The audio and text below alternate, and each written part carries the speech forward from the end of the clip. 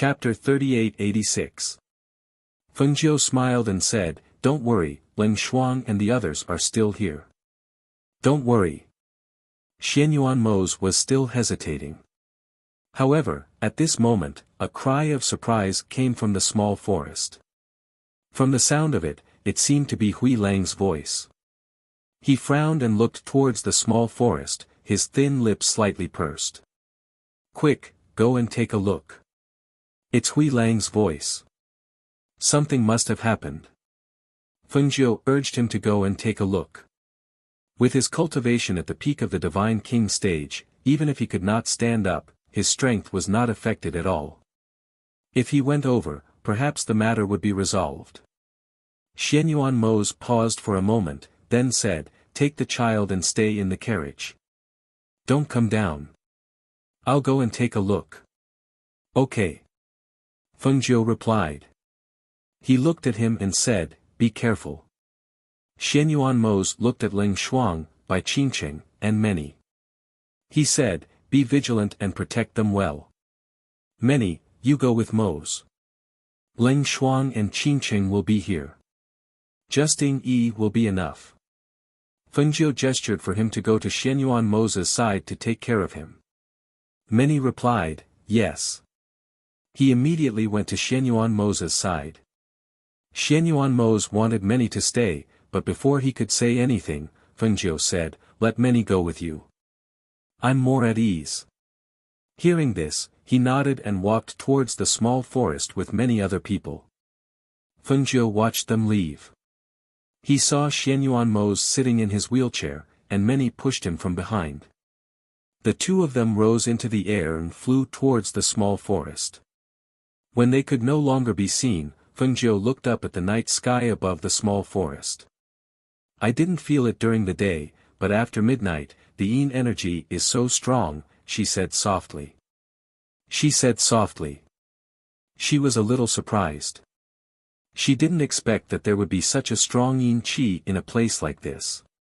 At this moment, Leng Hua withdrew his aura and slowly exhaled before opening his eyes. He looked at the wound on his hand and stood up. "Master." Fengjiu lifted the curtain with one hand, looked at him and asked, "How are you? Are you feeling better?" "I'm better, but I still feel a trace of cold Yin qi in my body," Leng Hua said. He clenched his fist and felt that his palm was also cold. Fengjiu looked at his expression and said, "Come closer." Leng Hua obeyed and came to the side of the carriage. He reached out his hand at her signal. Leng Shuang was a little worried as he watched from the side. Seeing his master take Leng Hua's pulse and withdraw his hand after a while, he asked, "Master, how is he?" Fengjiu's expression hardened slightly. "This Yin qi is much stronger than I thought. The Yin qi in your body hasn't been completely removed."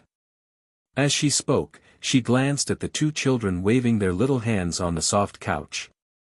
She called out Tun Yun and accompanied them to play in the carriage. She then walked out of the carriage. She grabbed Leng Hua's injured hand and examined the wound. Then, she circulated the spiritual energy in her body. She gathered spiritual energy in her other hand and pushed it up through her palm. Leng Hua only felt a wave of spiritual energy carrying the heat of the phoenix's flames move through his veins. As it flowed, he felt a wave of warmth surge through his body, dispersing the wave of cold Yin qi in his body. Fengjiu circulated her qi to help force out the remaining Yin qi in his body.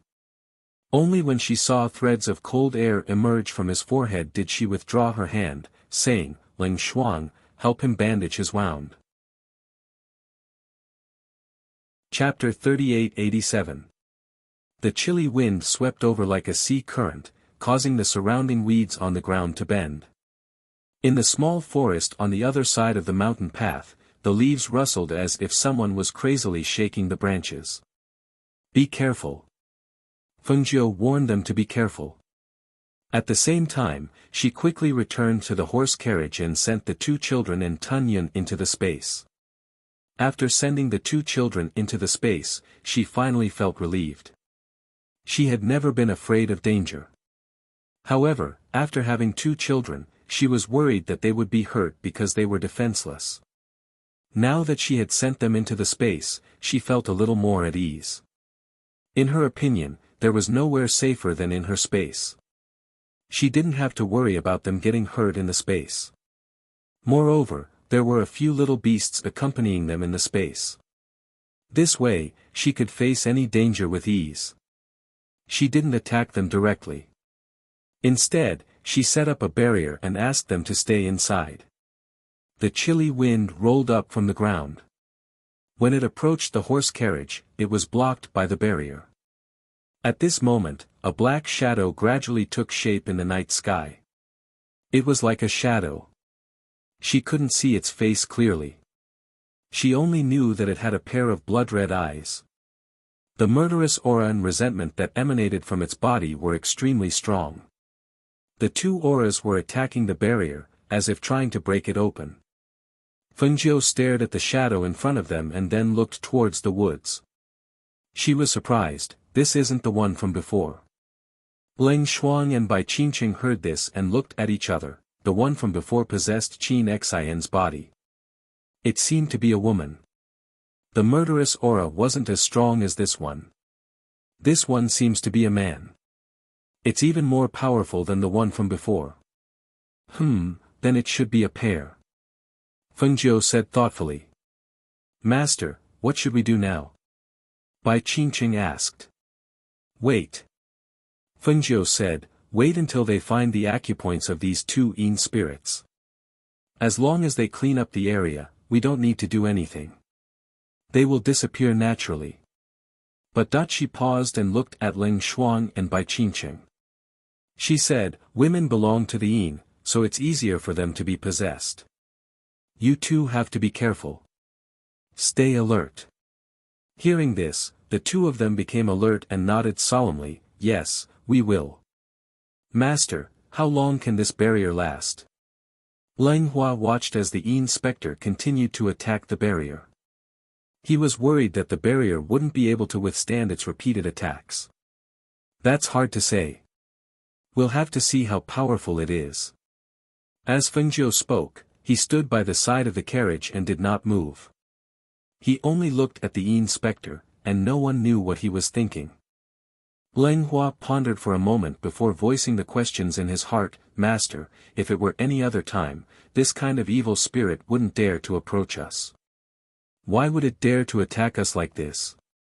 Moreover, it's obvious that it's luring the tiger away from the mountain.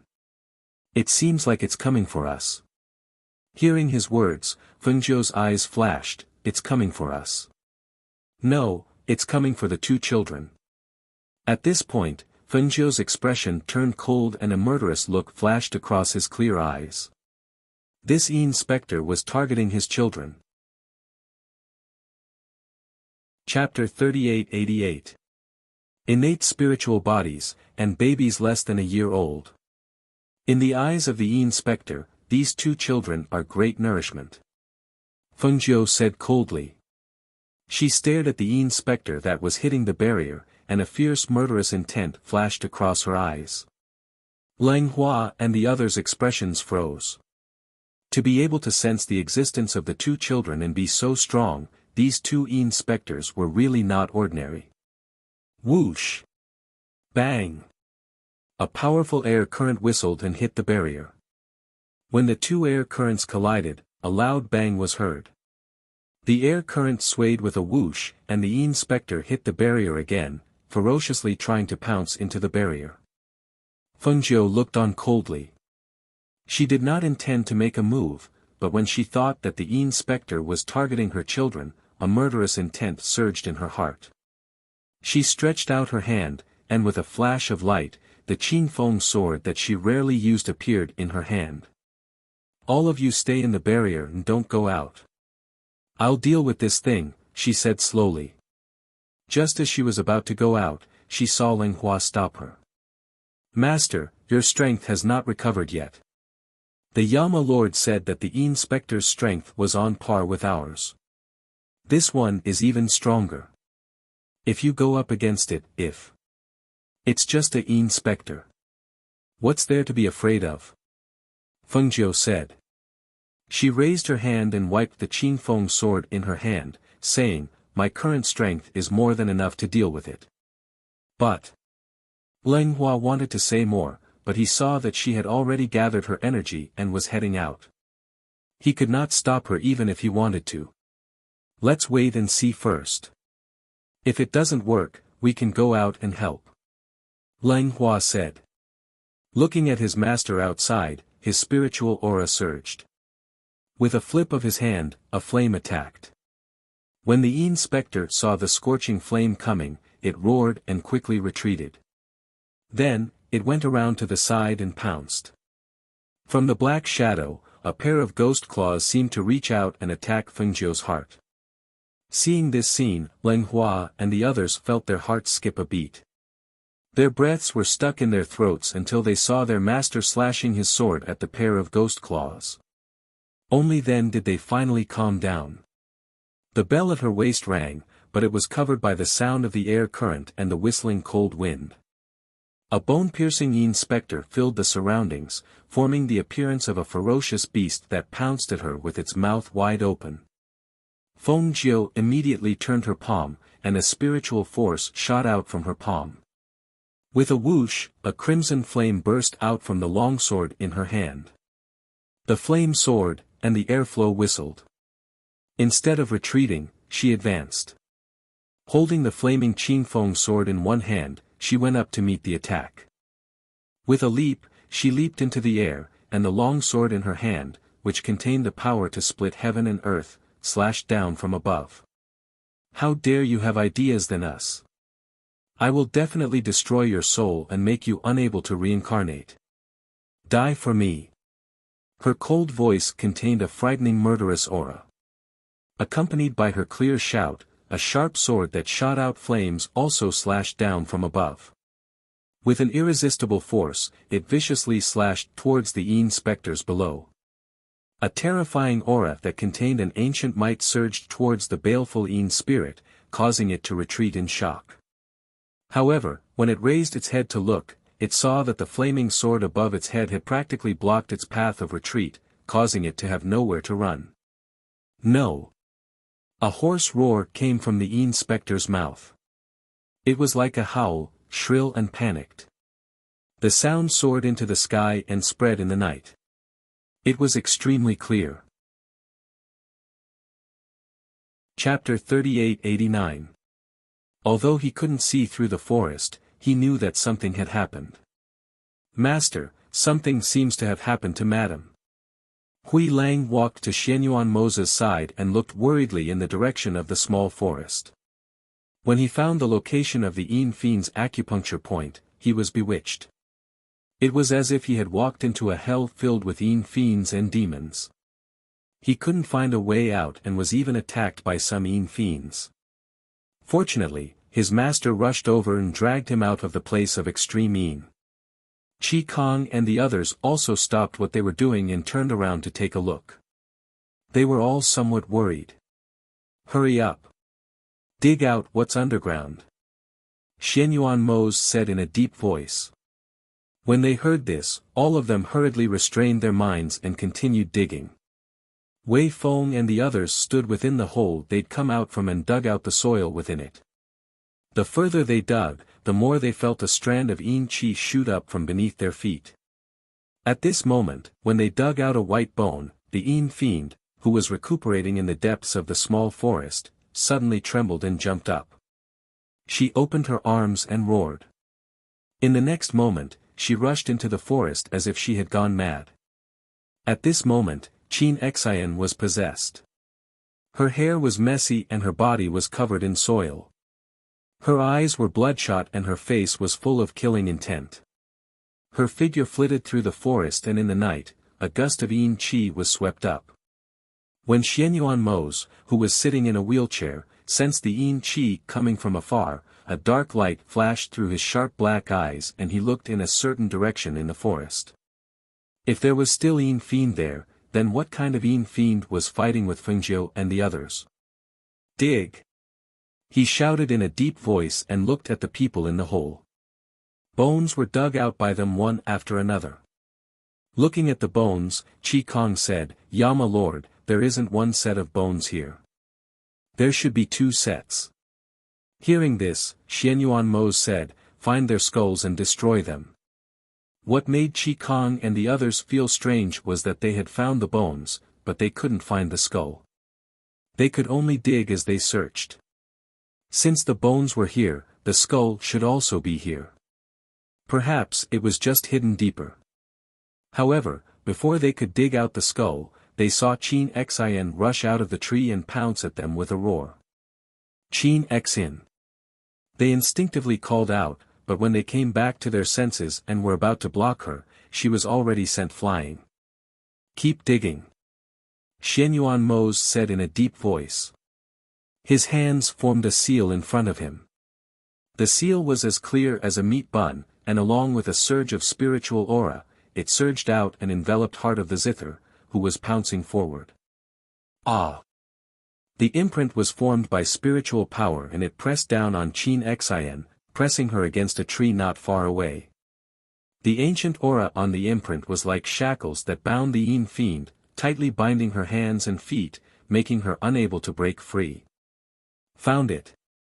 Wei Feng shouted in surprise and dug out a skull from the soil. "There's one here too," many people said and dug out another skull. "Destroy it," Xianyuan Mose said in a deep voice. Chapter 3890. The two of them were startled and could not help but try again. However, they only saw fresh blood seeping out of the skulls and the Yin spectre attached to Qin Xin's body shrieked miserably. "Bring it over," Xianyuan Mose said in a low voice, his deep gaze landing on the two skulls. At the same time, the Yin spectre that was fighting with Fengjiu had already suffered a blow from Fengjiu and its strength had been greatly reduced. It was forced to retreat in defeat. In addition to the heart-wrenching pain that came from its soul, it was unable to continue fighting. It shrieked and wanted to rush back into the small forest. However, how could Fengjiu let it escape at this time? Seeing the shadow escape into the small forest, she immediately threw the emerald-edged sword in her hand into the air. A flame surged on the blade with a whoosh. Following her clear cry, the emerald-edged sword, which contained her life's flame, suddenly attacked the shadow with a whoosh. Whoosh! Whoosh! The fierce sound of air surged and the sound of flames whistled. Just as the shadow was about to escape into the small forest, the emerald-edged sword pierced through it from behind. Ah! As the Yin spectre shrieked miserably, the flames soared into the sky with a whoosh. The shadow was surrounded and roasted by the flames. Meanwhile, in the small forest on the other side, two loud sounds rang out. Bang bang! Ah! The moment the loud sounds rang out, the other Yin spectre's shriek also rang out. In the small forest, the two skulls turned into ashes in front of Xianyuan Mose. In the end, they were blown away by the wind and not a single speck was left behind. Qin Xin. Fan Lin hurriedly rushed forward and caught Qin Xin who had fallen from the tree. Seeing that she was unconscious, he quickly checked her pulse and fed her a pill. "Let's go back," Xianyuan Mose said and used his qi to make the wheelchair fly up. He turned around and led the way back. Fengjiu waved her hand and removed the barrier. Xianyuan Mose was the first to return. The wheelchair flew down and stopped in front of her. "How are you? Are you all right?" Xianyuan Mose asked and looked at the carriage. "Don't worry, it's all right. I've sent the child into the space," Fengjiu said with a smile. She looked back and saw that Hui Lang was limping and Qin Xin was unconscious. She said, "Let me take a look at Qin Xin." "Yeah." Hearing that the child was in the interspace, Xianyuan Mose relaxed. "Master, Qin Xin's condition," Fan said and quickly put Qin Xin. As soon as Fengjiu reached out and touched her pulse, she felt a cold air coming from her fingertips. She took back her hand and turned her palm. She used the life flame in her body to force the Yin Qi out of her body with the help of her spiritual power. Fan Lin supported her and saw that there was a trace of cold air coming out of her head. Her originally cold body gradually warmed up, and his heart finally relaxed. After seeing his master withdraw his hand, he couldn't help but ask worriedly, "Master, she has been possessed for so long, will her body not be able to recover? She will be weaker these days. You pay more attention and take good care of her. In addition, she also has some internal injuries. You help her recuperate." Fengjiu said, and then said to Bai Qingcheng and Ling Shuang, "You two take her into the carriage and help her change her clothes and clean her up." "Okay." The two answered and stepped forward to help the unconscious Qin Xian up. Chapter 3891. Hui Lang, how are you? Fengjiu asked, her gaze falling on Hui Lang. "Don't worry, madam. I'm fine. It's just some minor injuries." Hui Lang grinned, limping to the side and sitting down. Seeing many people come forward to help him apply medicine, Fengjiu did not step forward. She came to Xianyuan Mo's side and sat down. For a moment, she did not speak, only looking ahead and thinking. The two sat in silence for a long time. Xianyuan Mo looked at her and saw her brows slightly furrowed, with worry in her eyes. He asked, "Are you still worried?" "Yes, I didn't expect something like this to happen tonight." Fengjiu sighed softly in her heart. She did not expect that the Yin fiends would detect the innate spiritual bodies of the two children. Generally speaking, to detect spiritual bodies, one must test their spiritual energy. However, the spiritual energy of the two children was too pure and could not be concealed. In addition, the cultivation of these two Yin fiends was extremely high, so they were targeted. His voice paused, and then he said, "Don't worry. It's not often that we encounter Yin fiends with such high cultivation." "I hope so." Fengjiu said softly, her heart gradually relieved. So what if there was danger? With them by the children's side, they could naturally protect them and let them grow up safely. Because Qin Xian and Du Fan were injured, they were not in a hurry to continue their journey. Especially after the threat here was removed, they first rested here, preparing to rest for a day before moving. Qin Xian woke up early the next morning. Because of the medicinal pills that helped her heal, her internal injuries gradually recovered. However, her pale face could not hide the weakness of her body. Fortunately, Fan Lin took care of her and helped her recuperate. After a few days, they arrived at a town. Looking at the lively town in front of them, everyone's faces overflowed with smiles. "Yama Lord, Master, there's a town in front of us. It seems that we can have a good rest tonight." Luo Yu said happily, even his steps becoming lighter. "Then let's rest here for a day or two," Fengjiu said with a smile, lifting the curtain with one hand and looking outside. As the carriage entered the town, a few men stood at the entrance of the town and looked at the beautiful woman who lifted the curtain and peered outside. They couldn't help but stare blankly. It wasn't until their carriage entered the town that they regained their senses. Hiss! Was that a fairy? It's so beautiful. A man said as he looked at the carriage that was gradually disappearing into the distance. Not only is the red-clothed woman in the carriage breathtakingly beautiful, even the few women sitting and following outside are rare beauties. The other side recovered from their shock, and their eyes were filled with amazement. One of the older men sighed softly and said, "Stop looking, come back to your senses. Didn't you see the men beside the carriage? Each and every one of them has an outstanding temperament. It can be seen that they aren't ordinary people. Moreover, that carriage is also low-key and luxurious. I reckon that they must be from some big family. Such a beautiful woman, any man who sees her would take a few more glances. We are stunned by her. This is human nature. After all, everyone has a love for beauty. Don't you think so?" "Ha ha ha ha," the man said, patting the shoulder of the person next to him and laughing loudly.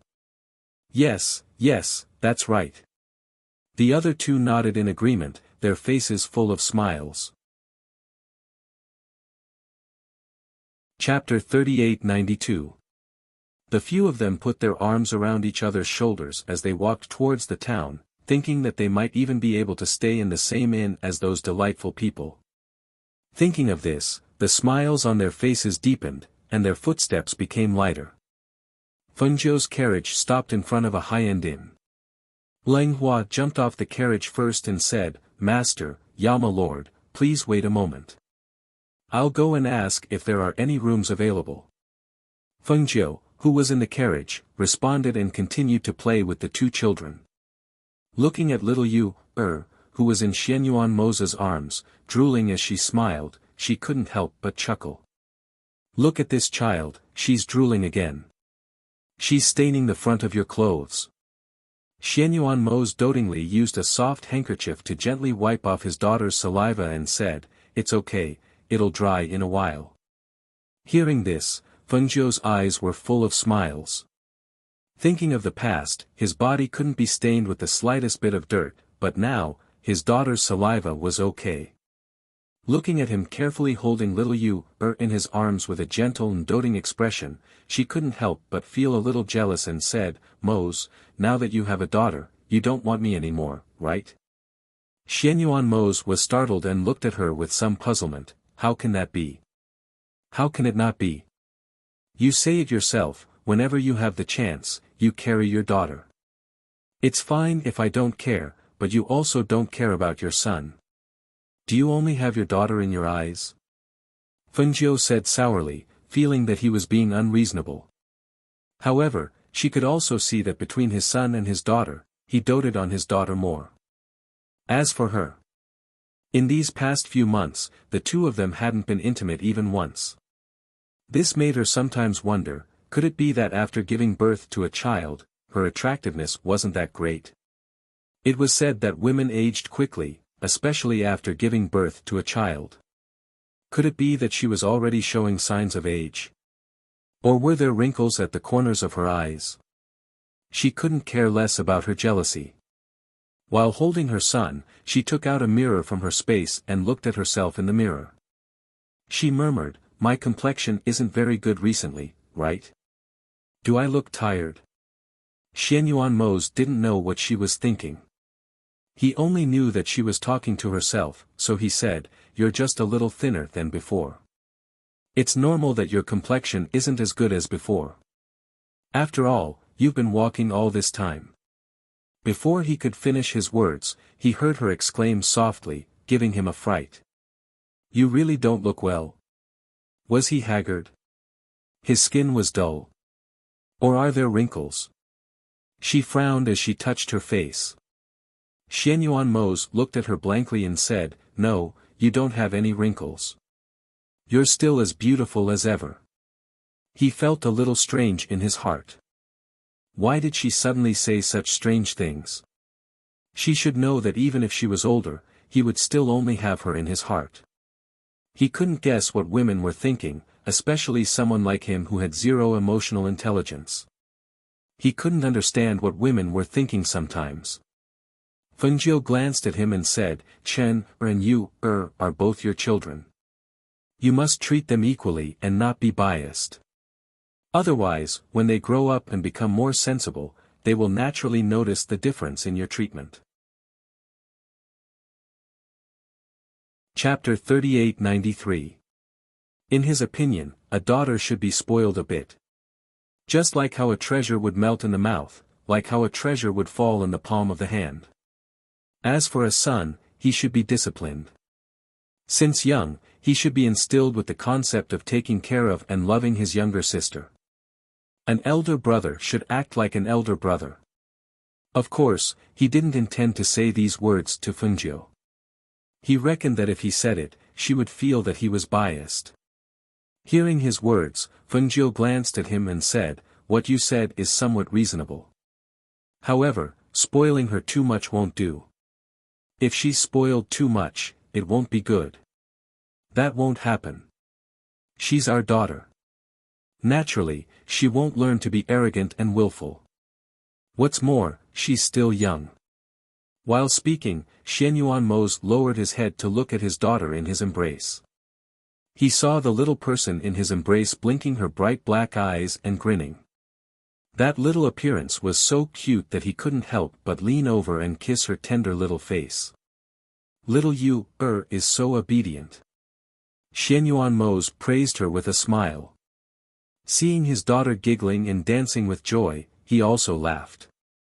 Children were the most innocent and worry-free. A child's smile was also the cleanest. Seeing her happily smiling, he naturally also laughed with her. This kind of feeling, in his opinion, was very wonderful. Seeing this scene, Fengjiu felt happy in her heart. At the same time, she inwardly scolded herself for not adjusting her mentality. Unexpectedly, she was jealous of her own daughter.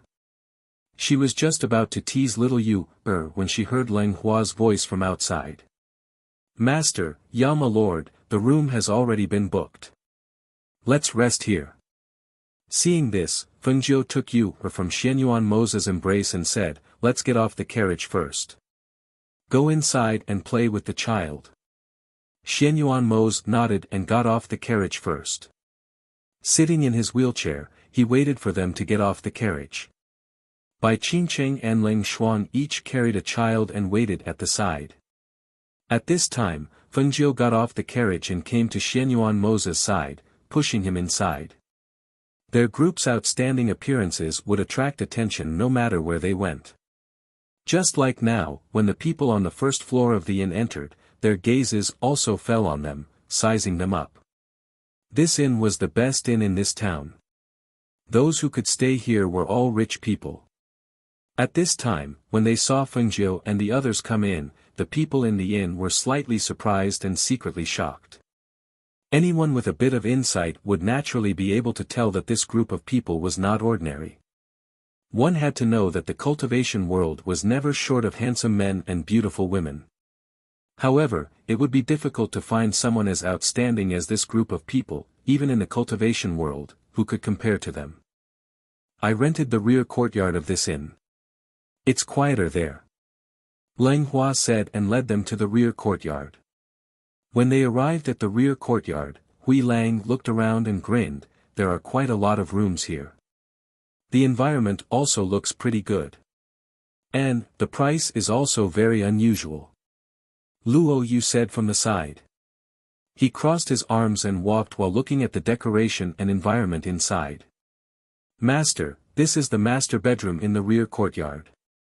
Take a look and see if you're satisfied. If you don't like it, you can change it again," Leng Hua said while looking at the flowers and trees in the courtyard. Fengjiu roughly looked around and asked Xianyuan Mose, "What do you think?" Chapter 3894. Fengjiu pursed her lips into a smile and said to Leng Hua, "That's good enough. Being outside can't compare to being at home. Moreover, staying at an inn was already much better than sleeping in the open." Hearing this, Leng Hua smiled warmly and said, "Good. Then mistress, Yama lord, you should rest first. I'll go ahead and make some arrangements and have them prepare some food." As he spoke, he bowed and retreated. "Just give the children to me.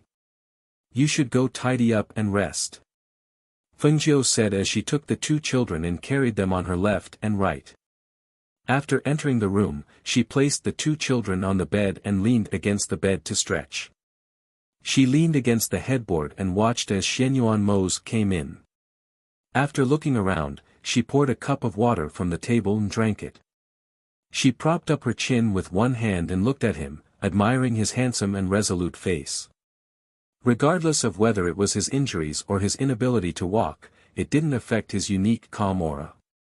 Instead, it added an indescribable charm to him. Because he hadn't shaved for 2 days, there was a bit of beard growing on his chin. However, it didn't give off a sloppy feeling. Instead, it was very manly. "What's wrong?" Seeing her stare at him, Xianyuan Mose was a little confused. "Nothing. It's just that when I look at you, I feel that you're very pleasing to the eye." She smiled lightly and got up to sit by the table. She also poured a cup of water to drink. When Xianyuan Mose heard this, he couldn't help but raise his eyebrows. The corners of his lips curved as he said, "It's rare to hear you praise my appearance." However, he stroked the beard that had grown on his chin and said, "It's time to shave." On this side, the two were chatting. On the bed, the two children were waving their hands and feet and trying to turn over. Gradually, one of the children came to the side of the bed. The other tried to turn over but couldn't. However, because his foot went out of the bed first, his entire body rolled off the bed. Xianyuan Mose caught a glimpse of a pink figure rolling off the bed from the corner of his eye. He was so frightened that he immediately stood up and rushed out. Fengjiu turned around in astonishment and saw Xianyuan Mose sitting on the ground, holding his naughty daughter who was still waving her hands and feet. The little girl didn't know what had just happened and was still happily waving her hands and feet and giggling. "Mose." Fengjiu quickly went forward and asked, "How are you? Are you okay?" She didn't pay attention to him just now. She saw him dash out like a bolt of lightning. The child was fine after being caught by him, but she didn't know if he fell. Xianyuan Mose's heart was still pounding, as if it was going to jump out of his chest. Even if something had happened to him, he had never been so frightened. God knew that he was so frightened that his heart almost stopped. He really didn't dare to imagine what would happen if such a small child fell off the bed like that. Thinking of this, a layer of cold sweat appeared on his forehead. His hands tightly held the child in his arms. He gently exhaled and calmed his frightened heart. "I'm fine. It's all my fault. I should have used the blanket to shield them. At least this kind of thing wouldn't have happened," Fengjiu said with some self-blame. Fortunately, he had caught the child. Otherwise, if the child had been hurt or something, she really didn't know what to do. Chapter 3895. Fengjiu took their daughter from his embrace. Seeing that she was still smiling happily, she couldn't help but poke her nose. "Why are you so mischievous? Do you know that you've scared father and mother?" "Ha ha ha!" Little Yu's chubby little hand hugged Fengjiu's hand and was about to stuff it into her mouth when she saw Fengjiu laughing and shaking her head. She placed her daughter back on the bed and helped Xianyuan Mose up. Letting him sit on the bedside, she patted his robe and said, "I'll have someone prepare water. Soak in it first and relax." Xianyuan Mose agreed. Looking at the two children on the bed, he felt that his daughter's mischievous activities were very similar to Fengjiu's character. His son was more like him, not very fond of smiling and also more quiet. Fengjiu went outside and told them to prepare water for the bath. Seeing that Leng Hua was carrying things over, she told him to bring them into the room. It was nighttime, so everyone went to bed early. Because this inn's rear courtyard had been booked by them, they laid down a barrier here to prevent anyone from breaking in. Everyone could also have a good rest. After Fengjiu bathed, she dried her hair while looking at the big bed. Seeing Xianyuan Mose coaxing the two children to sleep, she walked over and sat down on the bed. "Asleep?" She softened her voice and looked at the two children sleeping soundly. "Just fell asleep." As Xianyuan Mose spoke, he saw that she was still drying her hair, so he used his spiritual aura to send the two children to sleep on a small bed at the side. With a flick of his finger, two small blankets covered each of them. Fengjiu raised her eyebrows as she watched. Seeing that he didn't even need to carry them, he directly let the two children sleep on the small bed and covered them with the small blankets. She chuckled. While drying her hair, she heard his voice. "I'll help you dry." Before she could react, his hand wrapped around her chest and pressed her down on his lap. He took the towel in her hand and gently wiped her dry hair. Fengjiu lay on his lap and looked up at him. He heard his deep voice with a hint of laughter. "Do you think that I've been neglecting you recently?" "Ah." Fengjiu blinked. "No. You really don't have any Xianyuan Mose glanced at her with a smile in his deep black eyes. I really didn't. Since when did you neglect me? As Feng Jiu spoke, her eyes turned slightly, but she secretly thought to herself, it's just that I feel that since I gave birth to the child, the two of them have rarely been intimate. Of course, she would not tell him this. Xianyuan Mose looked at her expression, then channeled a bit of spiritual energy into his palm to dry her hair. Then, he said, you said it in the carriage today. Just now, I thought about it carefully and felt that I have indeed neglected you during this period of time. He threw away the towel in his hand and held her face in his hands as he slowly leaned down. Ah! Fengjiu blinked, her heart beating fast. She watched as he leaned down and kissed her lips with his warm and sexy lips. Before she could react, he had already begun his attack. One hand lifted her chin and the other hand reached into her waist and moved up. Chapter 38-96. Ah Jiu, did you miss me? The man's warm breath brushed against her ear, and his deep voice was husky and magnetic. It made her ears go numb, and half of her body went limp. Ah Jiu, do you want to do this? As soon as she heard his seductive voice, the tip of his tongue gently licked her earlobe. He gently bit her ear in his mouth and rubbed against it, making her tremble involuntarily. Or do you want to do this? His hand moved from her waist all the way up. Her slightly plump body felt even better to touch. Her smooth skin and soft body were so ecstatic that he couldn't bear to move his hand away from her body. Fengjiu couldn't help but snort. She didn't know why he was so passionate tonight, but she loved his passion and superb skills. As the two of them rubbed against each other, their clothes were taken off one by one. Xianyuan Mose sat on the bed. He reached out and lifted Fengjiu into his arms. He pressed one hand against the back of her head and leaned over to kiss her again. Due to the entanglement of the two figures on the bed curtains slowly fell down, covering the spring scenery on the bed. Through the bed curtains, the two figures on the bed could be faintly seen, as well as the soft moans of ecstasy that could be heard. The two children were sleeping soundly on the small bed. No one knew what they were dreaming of, but a smile appeared on their innocent sleeping faces, and a trace of saliva flowed from the corner of their mouths. It was late at night, and the master bedroom was filled with endless spring scenery. On the other side, Fan Lin was carrying a bowl of soup to Qin Xian's door. Qin Xian, are you asleep? When she heard the voice coming from outside, Qin Xian put on her clothes and got out of bed. She went to the outer room and opened the door. When she saw Fan Lin, she said, I just lay down. I couldn't sleep, so I was reading a medical book. When he heard this, Fan Lin smiled and said, I saw that there was still light in your room, so I brought you a bowl of soup. Come in quickly. Qin Xian said as she invited him into the room. Fan Lin hesitated for a moment. I'd better not go in. Drink this soup before you sleep.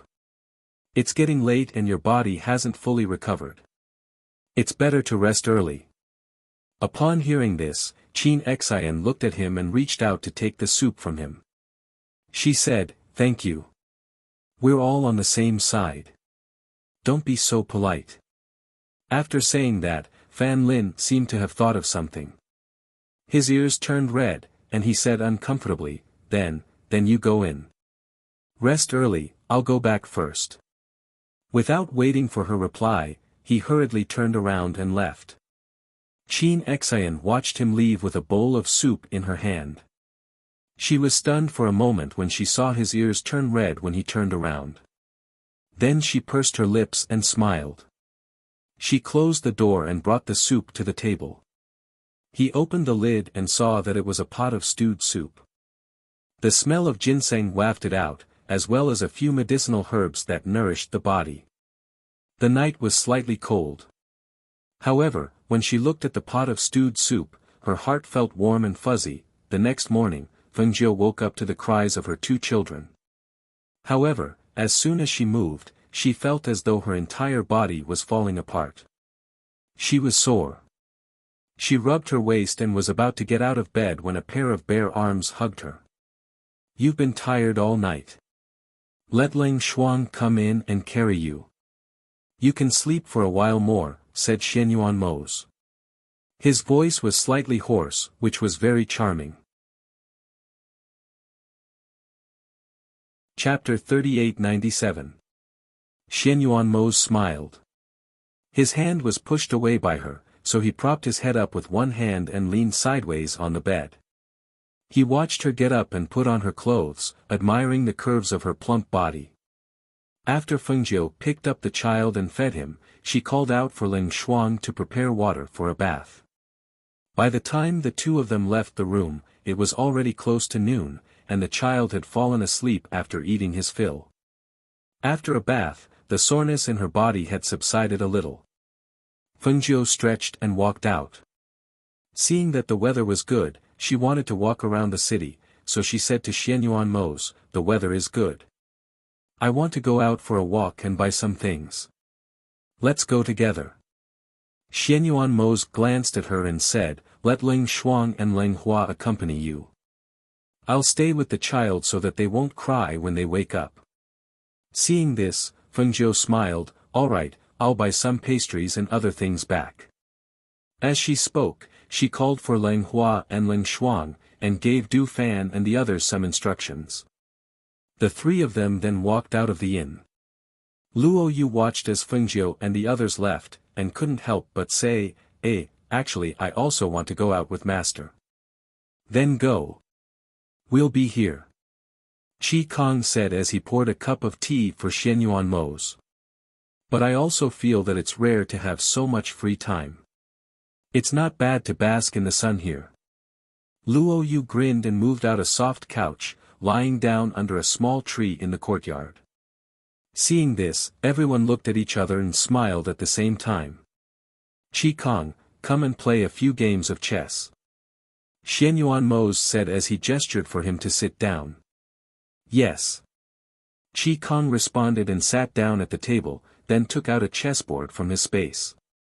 Du Fan held a fan in his hand and gently fanned himself. He came to the side and sat down, intending to watch the game from the side.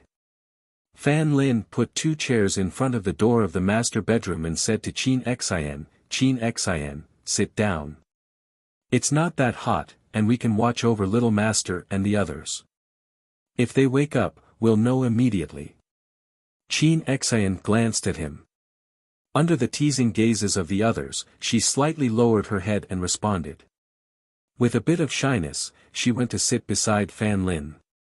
Bai Qingqing went to the inn in front of them and brought some pastries and fresh fruits to the side for everyone to eat. She also poured a cup of tea for everyone and then waited by the side, watching them play chess. On the other side, Fengjiu, dressed in red, led Ling Shuang and Ling Hua out of the inn. Walking on the street and looking at the bustling streets, she couldn't help but smile happily and relaxedly. Ling Shuang and Ling Hua followed beside her. They saw that their master was obviously in a good mood today and was full of energy. The two of them looked at each other, pursed their lips and smiled, and quietly followed behind her. "This town doesn't look big, but there are many things on the street," Fengjiu said as she picked up a rattledrum from a stall and shook it, making a crisp sound. She looked back at the two of them and asked, "Look at this. What do you think of buying this to play with?" Ling Hua looked at the rattledrum and felt that the workmanship was a bit rough. He said, "Master, I saw a shop selling children's toys over there. Why don't we go there and have a look?" "Oh. Is there?" Fengjiu said in surprise and looked in the direction he pointed. "Yes, it's over there. It's not far from here." Ling Hua pointed at a shop in front of them. However, at this moment, an arrogant shout came at them. Chapter 3898. A man shouted arrogantly. He strode over and reached out to break Ling Hua's hand. Ling Hua glanced at the man and saw that there were 7 or 8 people behind him. They were all burly and had fierce expressions on their faces. When he saw that the man was about to break his hand, he dodged the man's outstretched hand and retracted his own. He said gently, "I wasn't pointing at you." "No. Do you think I'm blind? I was collecting money over there when I saw you pointing at me. Tell me. What do you want?" "Huh." He puffed out his muscular chest and walked forward, wanting to use his chest to hit Leng Hua. But who would have thought that when he took a step forward, his chest couldn't even move Leng Hua in the slightest. This made him feel a little embarrassed. Especially after trying a few times, he still felt that the other party couldn't even shake him. He became angry from embarrassment. He raised his fist and swung it heavily at Leng Hua's gentle face. "You're asking for it." The man shouted angrily and swung his fist. However, in the next moment, the fist didn't land on Leng Hua's body. Instead, Leng Hua reached out and grabbed it. Leng Hua twisted his body sideways and kicked the man's knee with the tip of his foot. The man immediately knelt down. Hiss. The man sucked in a breath of cold air. One of his hands was twisted behind his back. His knee was numb and he couldn't even stand up. His face was red. He shouted at the 7 or 8 people standing at the side, stunned. "What are you still looking at? Hurry up and attack. Kid! Let go of our boss." The 7 or 8 people shouted. They reached for their waists and pulled out their swords to slash at Leng Hua. Leng Hua pulled the man kneeling on the ground up to block them. The man was so scared that his face turned pale. He cried out in alarm, "Ah! Watch out! Watch out! Don't cut me!" He struggled to free his hand, but as he struggled, a cracking sound came from his bones. The pain made him break out in a cold sweat. He knew in his heart that his hand had been broken. Who? The blade couldn't be retracted, so it could only slash to the side. When the wind swept past, the man who was being held by Leng Hua was so shocked that his legs went soft. He gritted his teeth and shouted at the man who was wielding the blade, "God damn it! Do you want to kill me or save me? Quickly put away the knife and use your fists." However, at this moment, Leng Hua grabbed the man with one hand and rushed forward. In a few moves, he beat the man who pounced with his fists to the ground. Looking at the bruised and swollen men, he picked up the one next to him and asked, "Do you still want to fight?" "No, no more fighting, no more fighting." The man quickly shook his head and said.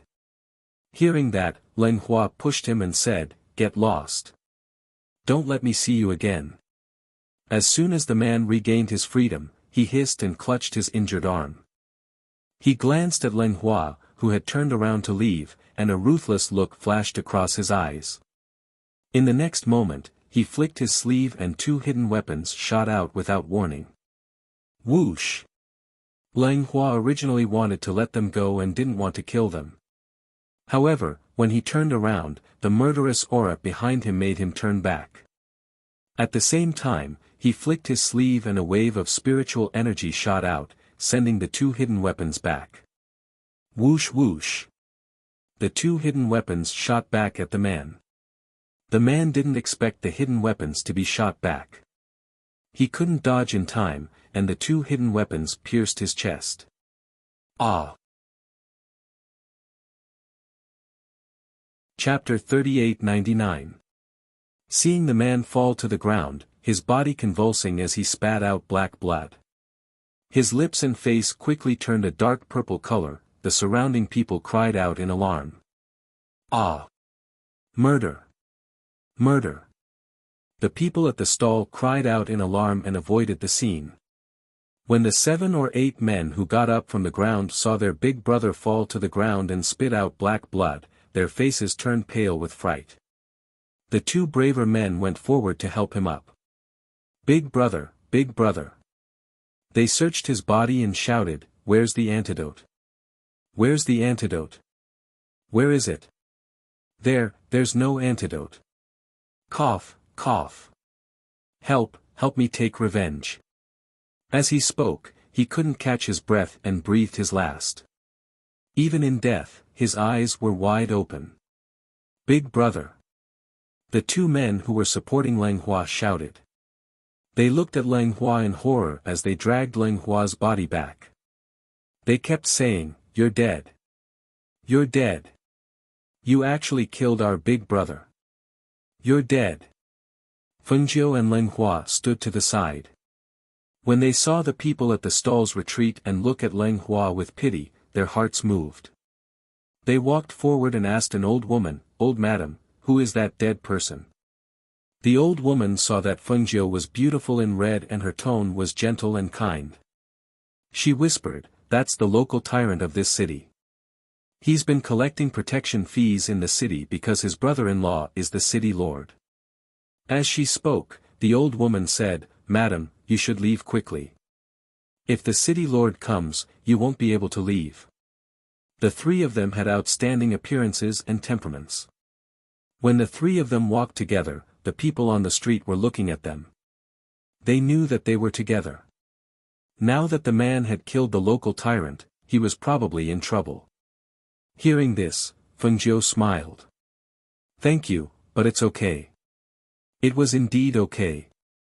Even if the city lord was here, it wouldn't matter if they killed him, not to mention that he was just a relative of the city lord. They were strong, but they were never the type to bully the weak. However, since they had offended them, they couldn't blame anyone else. Because someone had died here, the city guards in the city quickly arrived. A group of more than 20 people quickly surrounded the area. When the man in the lead saw the dead person on the ground, his eyes narrowed. He immediately looked around and shouted, "Who killed him?" "Captain, he's the one who killed him. He killed my big brother." The two men who were supporting the corpse said as they pointed at Leng Hua, who was still standing there. "Capture him." The guard captain waved his hand and shouted. Just as the guards were about to step forward, a gentle voice rang out, "Why are you arresting him?" Fengjiu glanced at the guard captain and slowly walked up to Leng Hua's side. He looked at them and said, "Are you trying to arrest me without any reason? On what basis? Who are you?" The guard captain shouted. When he saw Fengjiu's face, a look of surprise flashed across his eyes. His tone also softened a little. "It's none of your business. Don't get involved. Move aside. He's one of my men," Fengjiu said indifferently. His gaze landed on the corpse on the ground. He said, "This person deserved to die. The hidden weapon was his own, and he was the one who poisoned himself. Now that he's dead, who can he blame?" Chapter 3900. Hearing Fengjiu's words, the guard captain's face darkened. "Do you know that he is our city lord's brother-in-law? Your people killed him, do you think you can just let it go like this?" Fengjiu chuckled, "We were just acting in self-defense. Moreover, we haven't even pursued the matter of him trying to kill us. If we pursue the matter, even your city lord will be implicated." Hearing this, the guard captain's eyes flashed. He looked at Fengjiu's group and asked, "You're not from here?" "That's right, we just happened to pass by and decided to rest here," Fengjiu said casually. Hearing this, the guard captain's face lit up. "No wonder you dared to say such big words. We must bring this person back to report on our mission. As for the two of you, you should leave quickly. If our city lord comes here, you won't be able to leave even if you want to." With the beauty of these two women, if their city lord came, it would be difficult for them to escape the clutches of the city lord. Others might not know, but he knew that there were many beautiful women secretly kidnapped in the city lord's mansion. If those women could catch the city lord's eye, there was no need to mention these two women. "The city lord is here," someone shouted from behind. Fengjiu and the others looked over and saw a group of people quickly jogging over. In the middle of the group, a man of about 40 years old followed quickly. The first thing he saw was not the dead brother-in-law on the ground, but the dazzling red-clothed Fengjiu. Seeing such a beauty, a trace of amazement flashed across his eyes. Light blossomed in his eyes as he stared at her as if she was his prey. Without saying a word, he shouted in a deep voice, "Capture all of them." Seeing the guards rushing over, Leng Shuang coldly shouted, "Impudent." As soon as the voice fell, a powerful pressure spread out. The powerful pressure immediately stopped the guards in their tracks. Their faces were pale as they retreated. They vaguely felt as if a mountain was pressing down on them, making them unable to stand up. The city lord stared at Fengjiu and praised in his heart, how could there be such a beautiful woman? However, at this moment, he heard the cold shout and felt a terrifying pressure. That pressure was like an ice needle piercing into his body, causing him to shiver. He suddenly came back to his senses and looked at the woman in black. You that he stared at Leng Shuang in shock, unable to believe that such a powerful pressure had come from the woman in black. Under that pressure, the blood in his body churned, but his blood was piercingly cold. The pressure grew stronger and heavier, causing his knees to bend involuntarily under the pressure. With a plop, he knelt down and spat out a mouthful of blood. City Lord. Everyone was shocked and looked at the city lord who was kneeling on his knees. As for the surrounding commoners, they did not approach and the pressure did not fall on them. Naturally, they did not know why the city lord suddenly became like this. However, they vaguely felt that it had something to do with the woman in black who shouted. When the guard captain saw this scene, he was so shocked that he was speechless. He only felt that the pressure had not dissipated and was still lingering in the air. Most of it landed on the city lord's body. Chapter 39:01. Fengjiu and the others looked in the direction of the voice and saw a monk in a beige robe standing in the crowd with his palms clasped together. He was very conspicuous. Looking at the monk, Fengjiu's eyes flickered. This was the first time she saw a monk here, and he looked no different from the monks she had seen in her previous life. No, there was something different. There was a Buddha's light on this monk. Even if it was faint, it was still the Buddha's light. As far as she knew, most of the Buddhas and monks on this continent were from the Million Buddhas sect. Thinking of this, she raised her hand and motioned for Leng Shuang to step back. "Master, are you from the Million Buddhas sect?" she asked directly, her eyes falling on the monk. Since he could remove the pressure of Leng Shuang with a flick of his hand, his strength and cultivation were not a problem. It was reasonable to call him a master. There was a little monk behind the monk. When he heard Fengjiu's words, he could not help but poke his head out from behind and look at Fengjiu curiously. When the monk in front heard Fengjiu's words, he just smiled and said, "Benefactress, you have sharp eyes." Fengjiu smiled and said slowly, "Today, I will give you face and not kill this person, but..." She paused, and a cold light suddenly shot out from her fingers and cut off the arm of the city lord kneeling on the ground like a sharp blade. Hiss. Ah! With a shrill scream, the broken arm rolled on the ground. Blood splashed out instantly and spilled all over the ground. It was a shocking sight. No one had expected this sudden scene. Even the monk was slightly stunned. It seemed that he did not expect her to attack so suddenly and so quickly that he had no time to stop her. You can avoid death, but you can't escape punishment. Fengjiu spoke unhurriedly. Her clear eyes did not look at the wailing city lord who had his arm chopped off. Instead, she looked at the monk. The monk put his hands together, lowered his head slightly and murmured, "Amitabha. My name is Fengjiu. How should I address you, Grandmaster?" The monk looked at Fengjiu, who was dressed in red, with a faint smile on his beautiful face. His expression was calm and indifferent, as if he did not see the corpse on the ground and the city lord who was bleeding profusely with a severed arm. Seeing her like this, he chanted Amitabha in his heart, and then slowly said, "Benefactress, this poor monk's dharma name is Ijie." "Master Ijie, we'll meet again," Fengjiu said with a smile. Then, he turned and left with Lang Hua and Leng Shuang.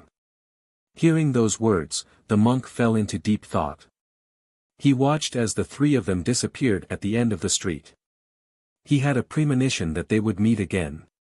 The little monk popped his head out from behind and asked curiously, "Master, why is this female benefactor so powerful?" "She is very human," the monk said slowly. The monk spoke softly as he looked at the man on the ground. He then clasped his hands together and said, "Amitabha. Benefactor, your sins are too heavy. If you don't do good deeds, your life will be in danger in the future. Benefactor, take care of yourself." With that, the monk led the little monk past the person on the ground and left. Chapter 39:02. The city guards hurriedly sent the governor for medical treatment, and the head guard ordered people to clean up the ground. As they left, the people on the street could not help but look at each other. No one could figure out what was going on. They had thought that the beautiful woman in red and her two companions would suffer, but who knew that the governor's arm was cut off, and the three people did not dare to do anything to them. The peddlers moved their stalls away and began to sell things again. The smell of blood on the street gradually dissipated, as if the previous scene had never happened. On the other side, Feng Jiu, Leng Hua, and Leng Shuang came to another street and entered a shop to buy some children's toys. Leng Hua asked in confusion, "Master, since that man is from the Million Buddhas sect, why didn't you ask him?" He was a little puzzled. He didn't understand why his master only mentioned the monk's name and didn't ask him about it, since he knew that the monk was from the Million Buddhist sect. Even if the other party did not tell him everything, he could probably find out whether the Golden Lotus was really in the Million Buddhas sect or not. Hearing Leng Hua's words, Feng Jiu smiled and played with a small toy in her hand. She said, "It doesn't matter whether I ask him or not. Anyway, I have to go to the Million Buddhas sect. The holy land of Buddhism. What if they don't let you in?" Leng Hua asked again. After all, those were monks, and women were generally not allowed to enter their sect. Feng Jiu smiled and said slowly, "If I want to go in, who can stop me?" She played with the small rattle drum in her hand and said to Leng Shuang, "Go to pay the bill." "Yes." Leng Shuang responded and went to the front counter to pay the bill. Feng Jiu walked out and stood on the street to look around. When Leng Shuang came out, she said to them, "There is a pastry shop over there. Let's buy some and take it back." "Okay." The two of them answered and accompanied her to the pastry shop. After buying some pastries, Feng Jiu also bought some soy sauce meat. They strolled around the city for a while before returning to the inn. "We're back." Feng Jiu entered the inn's backyard and saw Xianyuan Mose holding Mu Chen and feeding him something. Next to him was a crib with little Yu lying inside. She stepped forward and asked, "Is the child hungry?" When Xianyuan Mose saw that she had returned, he said, "They woke up for a while, but they couldn't stop crying, so I asked Qingqing to make some porridge for them. Look, they've already eaten half a bowl." Feng Jiu smiled and saw Mu Chen eating with his little mouth and licking with his little tongue. He couldn't help but scratch his nose. "Son, do you miss your mother?" The little fellow grinned and stretched out his arms, wanting Feng Jiu to hold him. Seeing this, Feng Jiu took a handkerchief from the side and wiped the corners of his mouth. She then took him and asked, "Has you eaten?" "Yes." Xianyuan Mose said and looked at his daughter in the crib. His eyes were gentle as he said, "Feed her first. She'll only be obedient after she eats." Seeing him playing with his daughter, she said to Leng Hua, "Go and cut the soy sauce meat we just bought and send wine to everyone." "Yes." Leng Hua responded and turned to leave. Chapter 39:03. Hearing this, Xianyuan Mose looked at her and asked, "A monk?" Feng Jiu smiled and said, "Yes, a monk named Jie. He is quite powerful." "Are you going to the Million Buddhist sect alone?" Xianyuan Mose asked. He looked at her and said, "Do you need me to accompany you?" "No, I can go by myself." She said with a smile. "Master, here are the sauced meat. I asked the kitchen of the inn to cook a few dishes. You eat these first, and the rest will be sent later. Leng Hua came forward with the sauced meat and put it on the table. Looking at them holding the two children, he said, Master, why don't I send the two little masters to their rooms? Okay. Fengjiu agreed and asked him to send the two children back to their rooms. At the dinner table, Fengjiu told Xianyuan Mose about what happened outside today. They talked about the Million Buddhist sect again. It was not until late at night that they went back to their rooms to rest. 2 days later, when they were in the carriage slowly heading in the direction of the Million Buddhist sect, both Fengjiu and Qin Xian looked ruddier than before after 2 days of diet and recuperation. After another half a month, the carriage was slowly moving on the mountain road. Leng Hua, who was driving the carriage in front, saw two figures in front and said to Fengjiu, Master, there are two monks on both sides. They seem to be the two people we met that day. Oh. Fengjiu raised her eyebrows and lifted the curtain to look forward. She saw a little monk sitting in the shade of a tree by the roadside, drinking water and eating dry food. Next to him was a big monk sitting cross-legged with his eyes closed. She looked at them and found that they were indeed the monk named Wuxia and his disciple she met half a month ago. Pull over, Fengjiu said and put down the curtain. The big monk and the little monk were resting by the side of the road. When the little monk heard the sound of a horse carriage, he raised his head to take a look. When he saw a group of people slowly walking towards them, the little monk tugged on his master's sleeve and whispered, Master, there is a horse carriage coming towards us. Monk Wuxia didn't even open his eyes and said, the road is facing the sky. He is coming towards us, but not necessarily for us. But. The little monk hesitated and looked at the two familiar people and said, the driver is one of the 3 benefactors that day, and beside him is the female benefactor. Hearing this, Monk Wuxia slowly opened his eyes. As expected, he saw the carriage coming towards them. It got closer and closer until it stopped in front of them. A pair of slender, fair hands lifted the curtain of the carriage, revealing a beautiful face. Grandmaster Wuxia, we meet again. Fengjiu smiled and greeted him from the carriage. Amitba, female benefactor. The big monk put his hands together and nodded slightly, but his gaze fell on the top of the carriage. He saw that the top of the carriage was surrounded by purple clouds and auspicious clouds. He couldn't help but look into the carriage, but he didn't see anything. I didn't expect to meet you again after half a month. It seems that we are really fated. Fengjiu chuckled. She didn't mind that the monk was looking at the carriage with a probing gaze. The big monk didn't know what she wanted to do, so after hearing her words, he didn't say anything and only lowered his eyes slightly. Chapter 3904. Looking at the carriage slowly leaving, the little monk touched his smooth head and asked doubtfully, Master, why did the benefactress say that we would meet again? The monk looked in the direction of the carriage and said, we will meet again if fate wills it.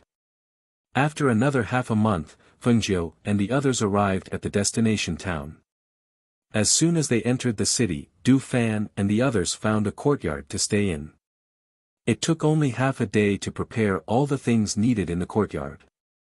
After cleaning, Du Fan said to Qin Xian, I'll go to the restaurant to pick up the master and the others. Then he went out first. In a restaurant in the city, because it was inconvenient for Xianyuan Mose to go upstairs, Fengjiu chose a place near the window on the first floor to rest.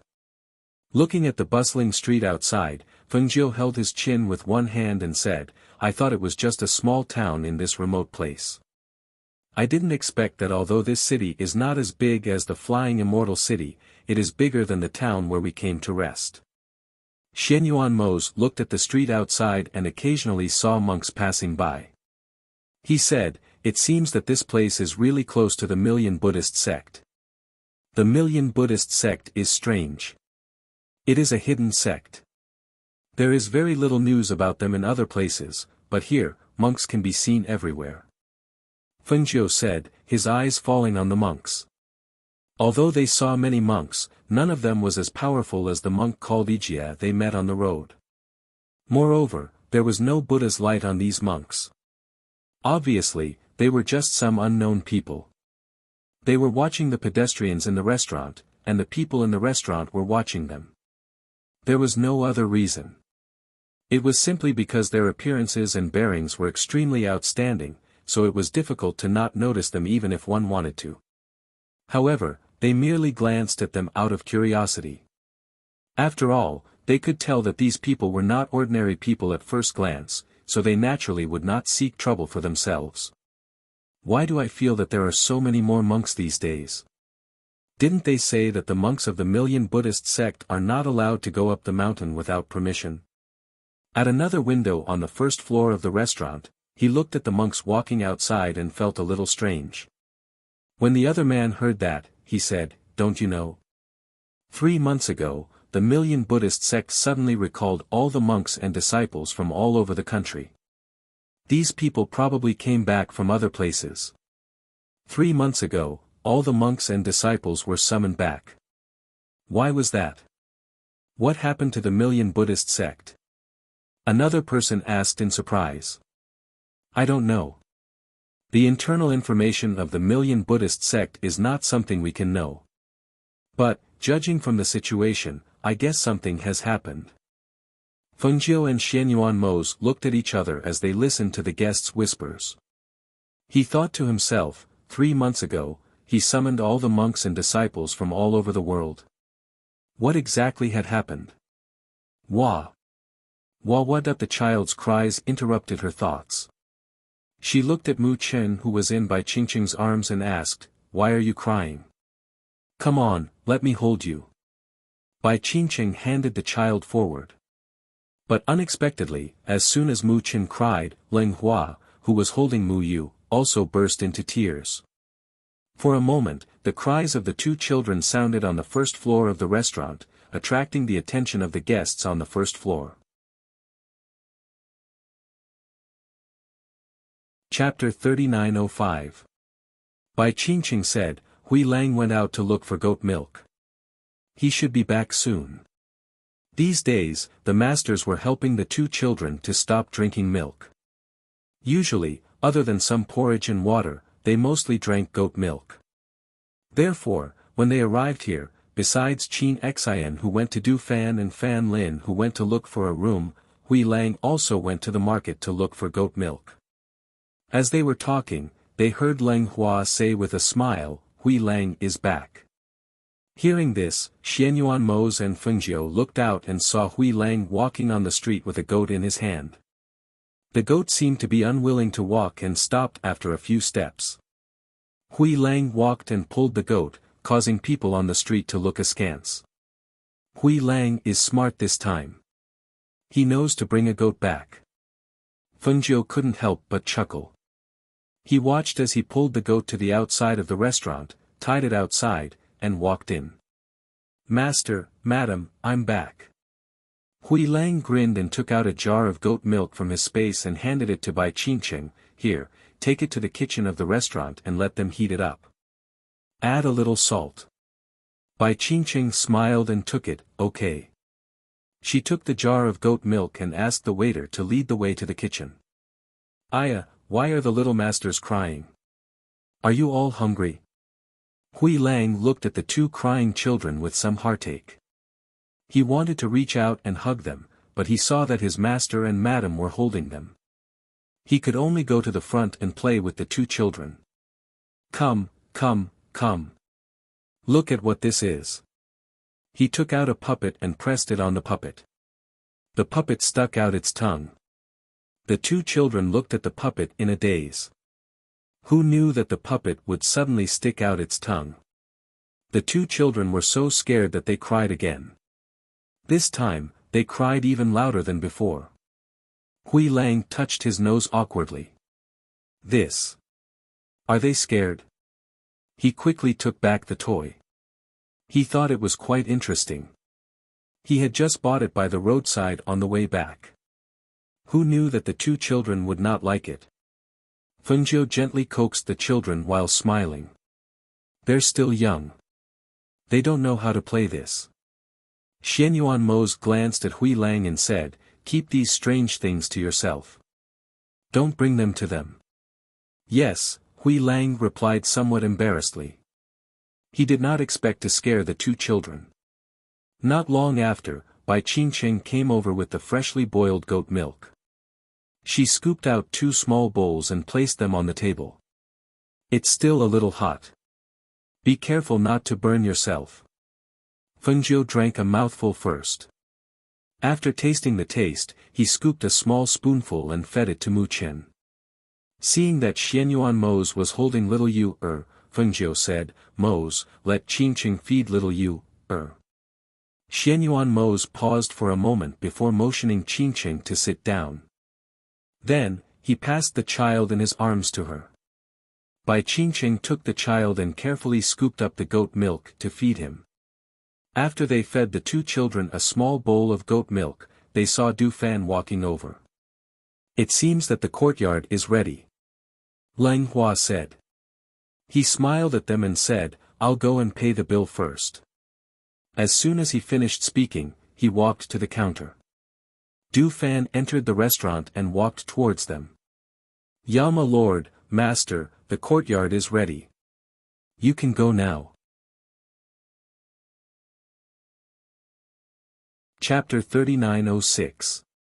2 days later, in the early morning of the house, Fengjiu kissed the 2 sleeping children and said to Xianyuan Mose, then I'm leaving. Take care of yourself when I'm not here. Don't make me worry. Xianyuan Mose held her hand and said, take care of yourself. Take Du Fan or Lang Hua with you. If anything happens, we can take care of each other. Okay. She responded and leaned forward to kiss his lips. Xianyuan Mose reached out to hold her and deepened the kiss. After a while, he let go of her and said, go. We'll wait for you to come back. Okay. She glanced at the 2 children again and sighed softly in her heart, the children have been by my side since they were born. Now they are reluctant to go out. She withdrew her gaze and turned out of the room. When she came outside, she told them to take good care of Xianyuan Mose and the 2 children. Then she called Lang Hua and left with them. The Million Buddhist sect was still a long way from here. Therefore, Fengjiu and Lang Hua, who were out of the city, went directly by flying swords. Standing on the flying sword, they saw some monks walking up the mountain step by step on the rugged mountain path. Perhaps they sensed them, many of them raised their heads to take a look. When they came to the boundary of the Million Buddhist sect by flying swords, a voice came from the sky.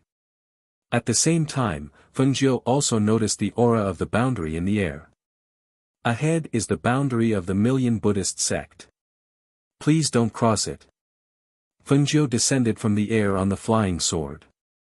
After landing on the ground, she put away the flying sword under her feet. She looked up and saw that the road up the mountain was full of stairs. The stairs extended upward and disappeared into the depths of the forest. At the top, she could faintly see the Buddhist palace. Amitabha. This is an important place of Buddhism. Please stop. In the forest, 2 monks in beige robes came out, putting their palms together. Feng Jiu smiled and raised her eyebrows slightly.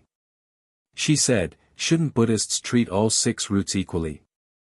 How is it that in your eyes, there's still the word, female benefactor? Amitabha. The 2 of them were young, but they were calm. After hearing her words, they didn't say anything and just stood there quietly. However, at this moment, Fengjiu's figure moved.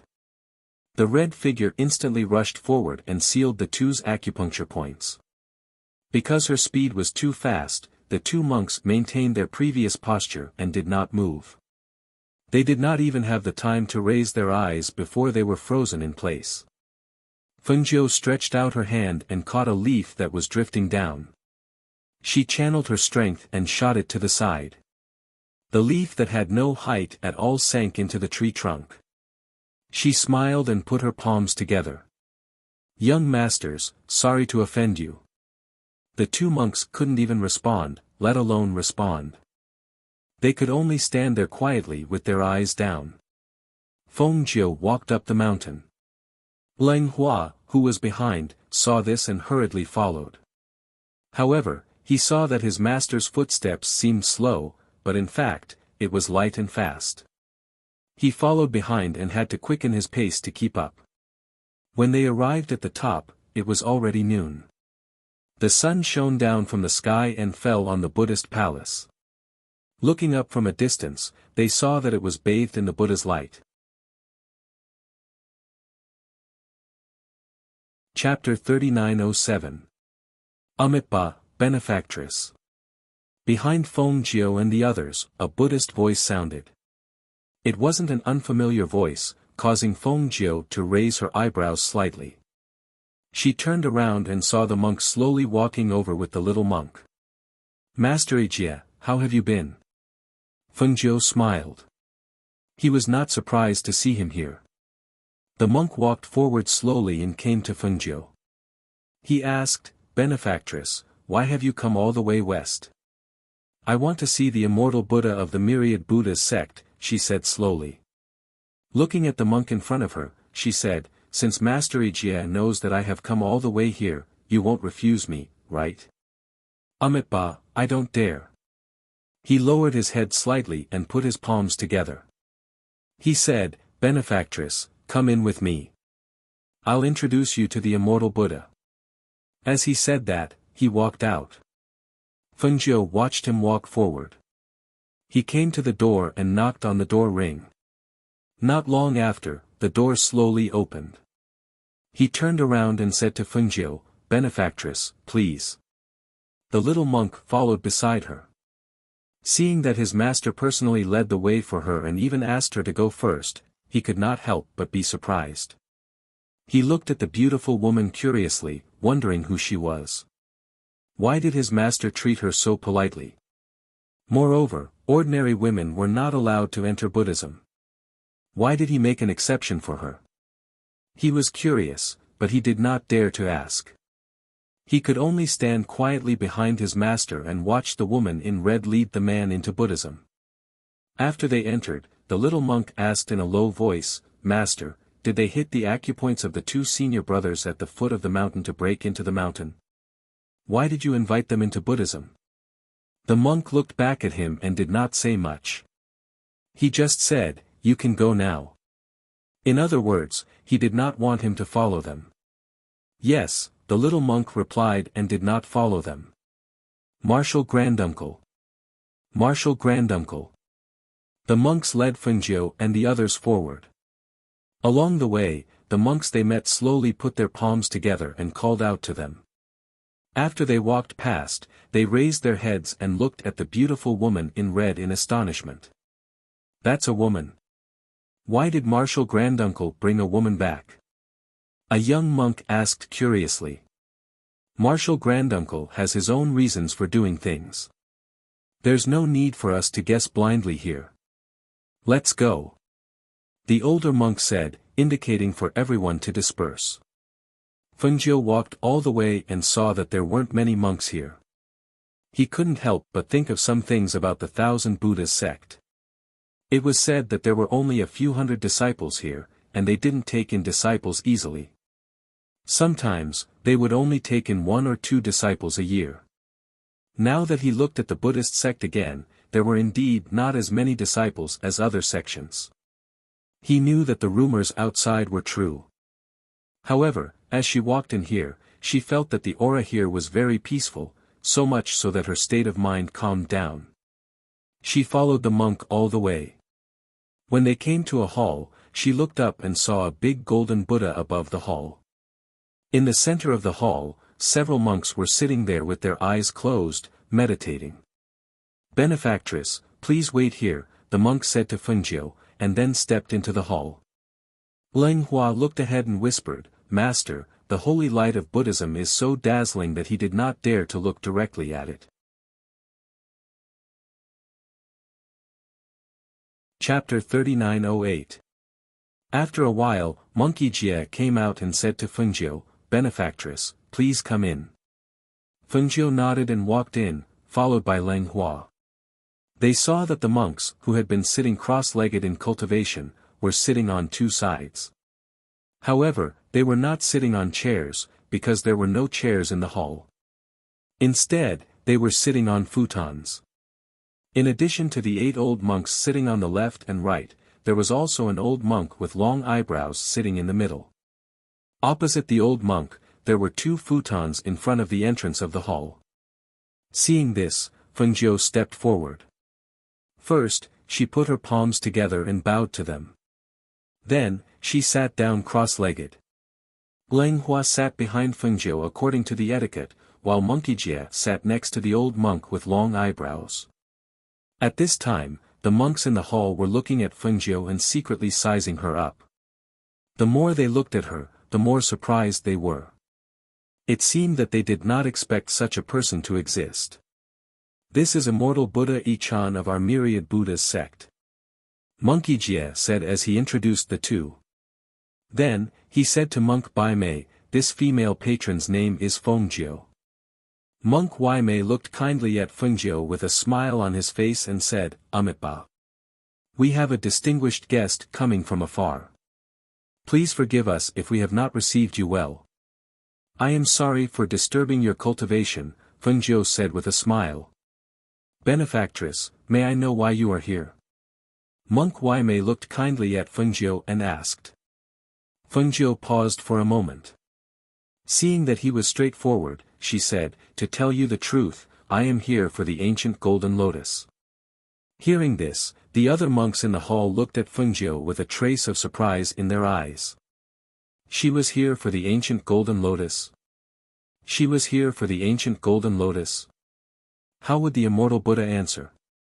Immediately, the monks looked at the white-browed monk, wondering how he would answer this question.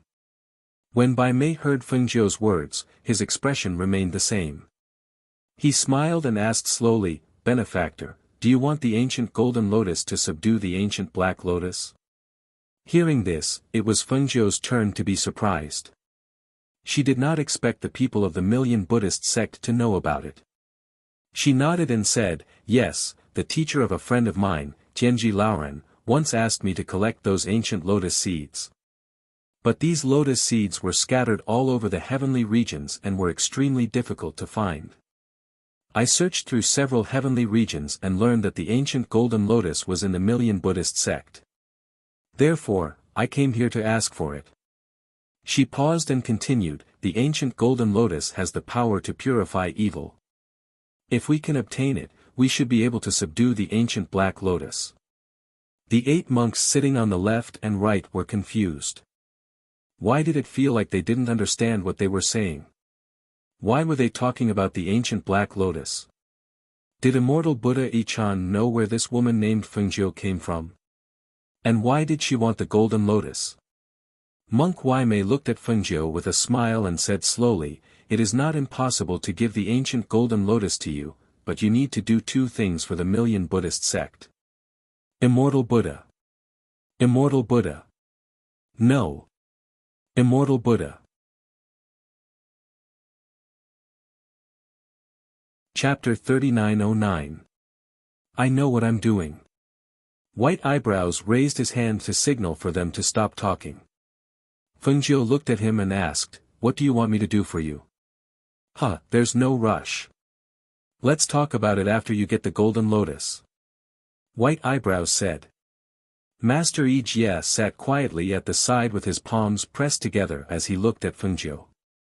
He didn't show any surprise at White Eyebrows' words, as if he already knew it would be like this.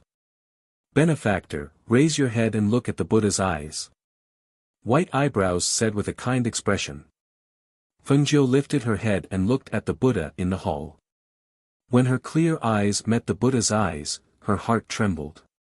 It was as if a scene of the world flashed before her eyes. The ancient golden lotus is inside there. Benefactor, go and look for it. White Eyebrows said.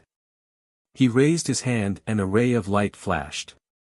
Fengjiu, who was sitting cross-legged on the praying mat, disappeared from the hall. Master? Leng Hua was slightly stunned. He looked around and couldn't help but look up at the Buddha's eyes. However, He only felt a blur in front of his eyes and he fainted. Looking at the fainted Leng Hua, White Eyebrows said to the monks on his left and right, "Send this benefactor to rest." "Yes." The 8 monks on both sides responded. They suppressed the shock in their hearts and got up to bring Leng Hua out, handing him over to his disciples to settle down. After they left, Master Yi Jia asked, "Sacred Buddha, are you planning to give the ancient golden lotus to that female benefactor?" White Eyebrows smiled and said, "You and I both know that she's not an ordinary person. Buddha is merciful. If she really needs the sacred item of Buddha, there's no harm in giving it to her." He stopped laughing and put his palms together as he murmured, "Amitabha. I just don't know if she can get the ancient golden lotus." Master Yi Jia also murmured softly. He lowered his eyes with his palms together. At the same time, Fengjiu felt his world turn upside down. The scene in front of him changed, and when he calmed down, he found himself in a place filled with blood. She looked around and saw that she was surrounded by a forest. There were no corpses on the ground, but there was blood on the ground. The smell of blood filled the air, and there were faint cries and screams coming from the forest. "Give me back my life, give me back my life. Fengjiu, Fengjiu, come down and accompany us." The sound was like the howling of ghosts and wolves, echoing in her ears. She frowned and looked, only to see that the scene in front of her changed again. The original forest became pitch black, and gusts of chilly wind whistled from the forest, making one's hair stand on end. Fengjiu's brows furrowed as he watched the scene before him change. What was this place? Why was she here? Why would there be such a bloody place in Buddhism? The bell at her waist shook, making crisp jingling sounds. She gathered her thoughts and walked forward. The ghosts around her were howling, baring their fangs and brandishing their claws, as if waiting for an opportunity to pounce on her. She glanced around coldly. Just as she was about to look away, she caught a glimpse of a ghostly figure. It looked like the cultivator who had died in her hands before. She was shocked and thought to herself, "This isn't a place of Buddhism. Could it be that this is her own illusory memory? No, that's not right. If it's an illusory memory, these people shouldn't have appeared." Chapter 39:10. A mournful scream filled with hatred rang out. Perhaps they had touched something, but the ghosts who had been hesitating on whether to go forward or not, upon hearing the scream, roared and floated towards Fengjiu. Wisps of ghosts floated out like black smoke towards her. Powerful yin qi surrounded her entire body, and she couldn't see anything else except for a dense mass of black smoke. Fengjiu immediately adjusted the aura in her body, and the emerald-edged sword in her hand was covered in flames. With a whoosh, she attacked her surroundings. The sword aura and flames intertwined, and drew an arc around her, dispersing all the ghosts that had surrounded her. She wore a dazzling red dress, and her beautiful face carried a touch of coldness. Her gaze was sharp and contained a sense of oppression as she looked at the ghosts around her. Her lips curled into a cold smile. "When you were alive, you weren't even my match. Now that you're dead, you're even less of a match for me." The emerald-edged sword in her hand, which contained flames, slashed in front of her. With a whoosh, she pointed it diagonally to the ground. She raised her chin slightly, and her gaze was like that of a ruler looking down on the ghosts. Her voice was sharp and terrifying as she said, "Fengjiu, have never regretted killing anyone in my entire life. You've all died under my sword, so you all deserve to die. If you're still lingering around, I don't mind sending you on your way." Her voice, which contained a sense of oppression and the aura of a powerful expert, along with a powerful spiritual aura, spread through the air. Her voice was so magnanimous, and her gaze was so fearless. Her aura was so powerful that it caused the ghosts around her to not dare to take even half a step forward. They all circled around her, wanting to leave, but seemed unwilling to do so. Fengjiu's cold gaze swept across them, and she held the sword diagonally to the ground in her hand. Step by step, she walked forward. In front of her, the ghosts were intimidated by her powerful aura and terrifying aura, and had no choice but to make a path for her to pass. Fengjiu walked forward. She only knew that as she walked forward, the darkness in front of her gradually dissipated. The ghosts around her also disappeared.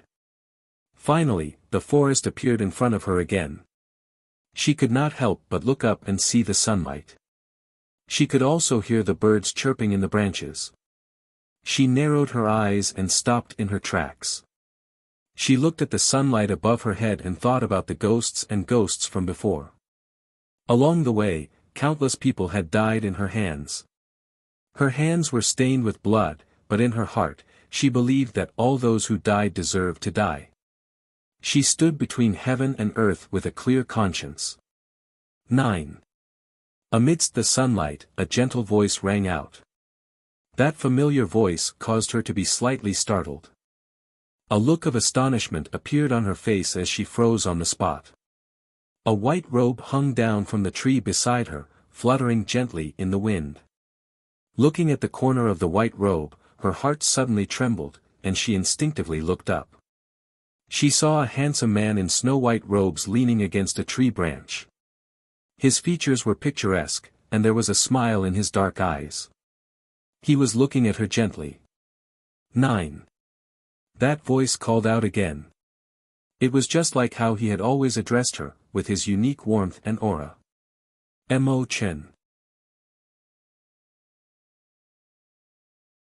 Chapter 39:11. Ah Jiu, I've been waiting for you here for a long time. Mo Chen's voice was as gentle as ever. He sounded like a longtime friend, but also like a longtime lover. There was tenderness and tolerance in his voice. Fengjiu was stunned. She was truly stunned. She felt that this Mo Chen was an illusion. She felt that this Mo Chen did not exist. However, everything about him was so familiar. Even his aura was exactly the same. It was so similar that she could not tell the difference between reality and illusion.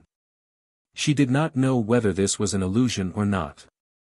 Mo Chen jumped down from the tree and landed steadily on the ground. He stood in front of her and looked at her with a smile. What's wrong? Don't you recognize me? Fengjiu did not speak. She did not know what to say or how to say it. If there was anyone she felt guilty towards in her life, it would undoubtedly be Mo Chen in front of her. Looking at the person in front of her who seemed to be alive, scenes flashed through her mind. In the end, it stopped at the moment he died. It stopped at the scene where he disappeared from the world. Mo Chen, he was dead. Mo Chen, he no longer existed. He disappeared from the world, leaving behind only the lotus seed that she had given him. Looking at Fengjiu's stunned expression, Mo Chen laughed softly. Ah Jiu, it's me. You don't have to doubt it. Mo Chen. She opened her mouth, wanting to say something, but nothing came out. How are you and Mo Zhe now? Are you all right? Mo Chen asked. Fengjiu looked at him for a long time. Then she asked, who are you? Mo Chen, I saw him disappear from the world with my own eyes. You can't be him. As she said this, her heart felt bitter. Mo Chen looked at her with the same gentle smile on his face. He said, I am me. I've always been me. You don't have to doubt it. He paused and raised his hand to face the sunlight. Fengjiu looked over and saw that his body was transparent under the sunlight, as if he didn't exist. Seeing this, her eyes narrowed and she couldn't help but look at him. Do you believe me now? He smiled and said casually, I am indeed dead. In that battle, my body dissipated between heaven and earth, and even my soul dissipated. However, there is one soul and one spirit residing in two places. Fengjiu looked at him in shock.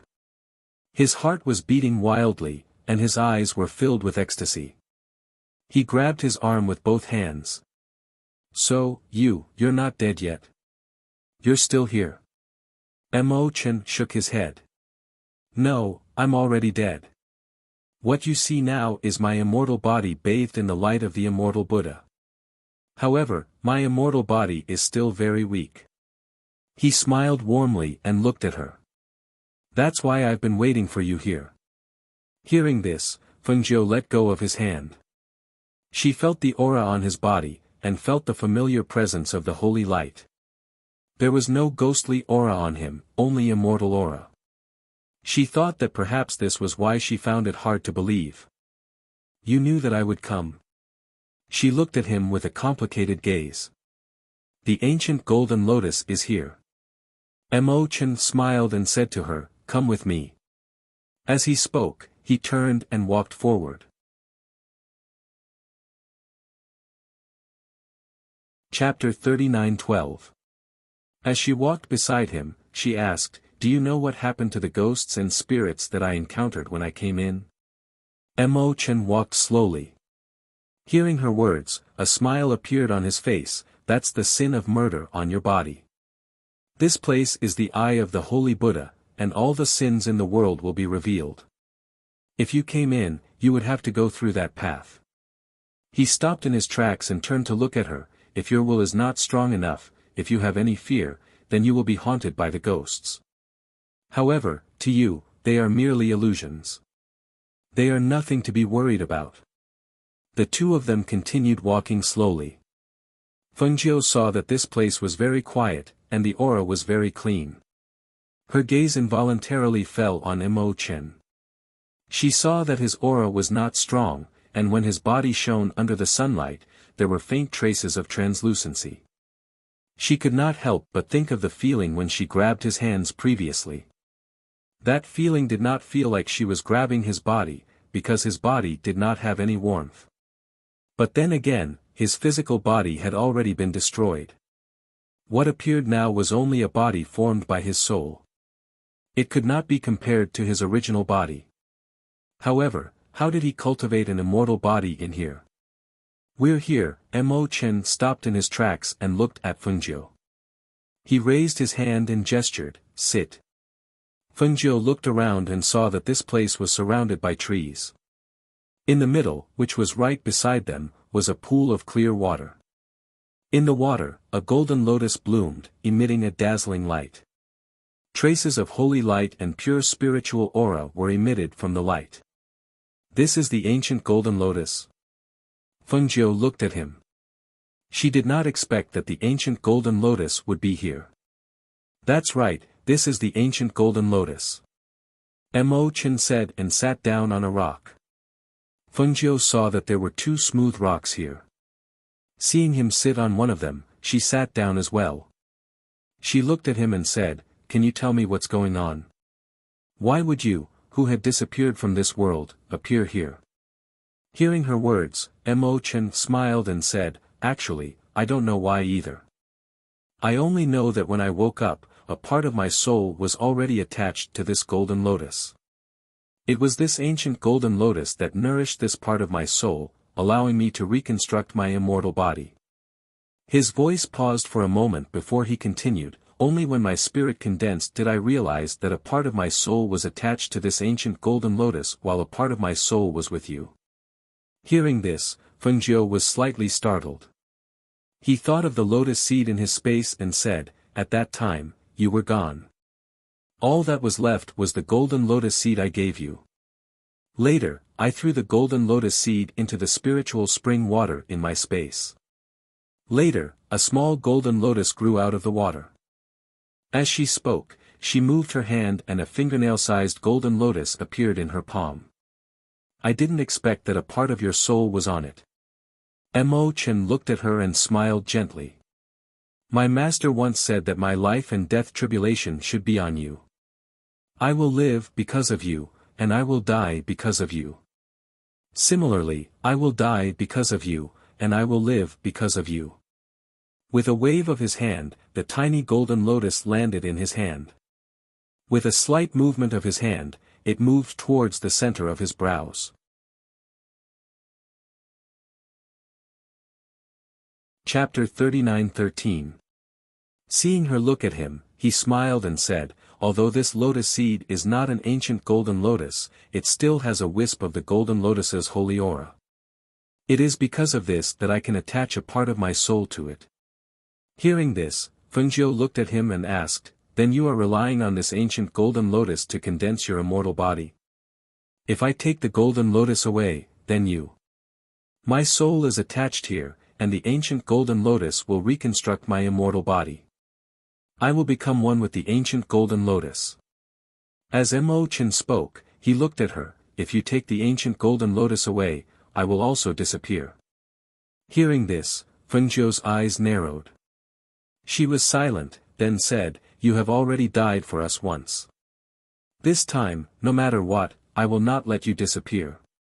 Mo Chen smiled, if you want to purify the black lotus of destruction, other than the ancient golden lotus, your blue lotus can also do it. You should know that your blue lotus is the first of the 4 lotuses.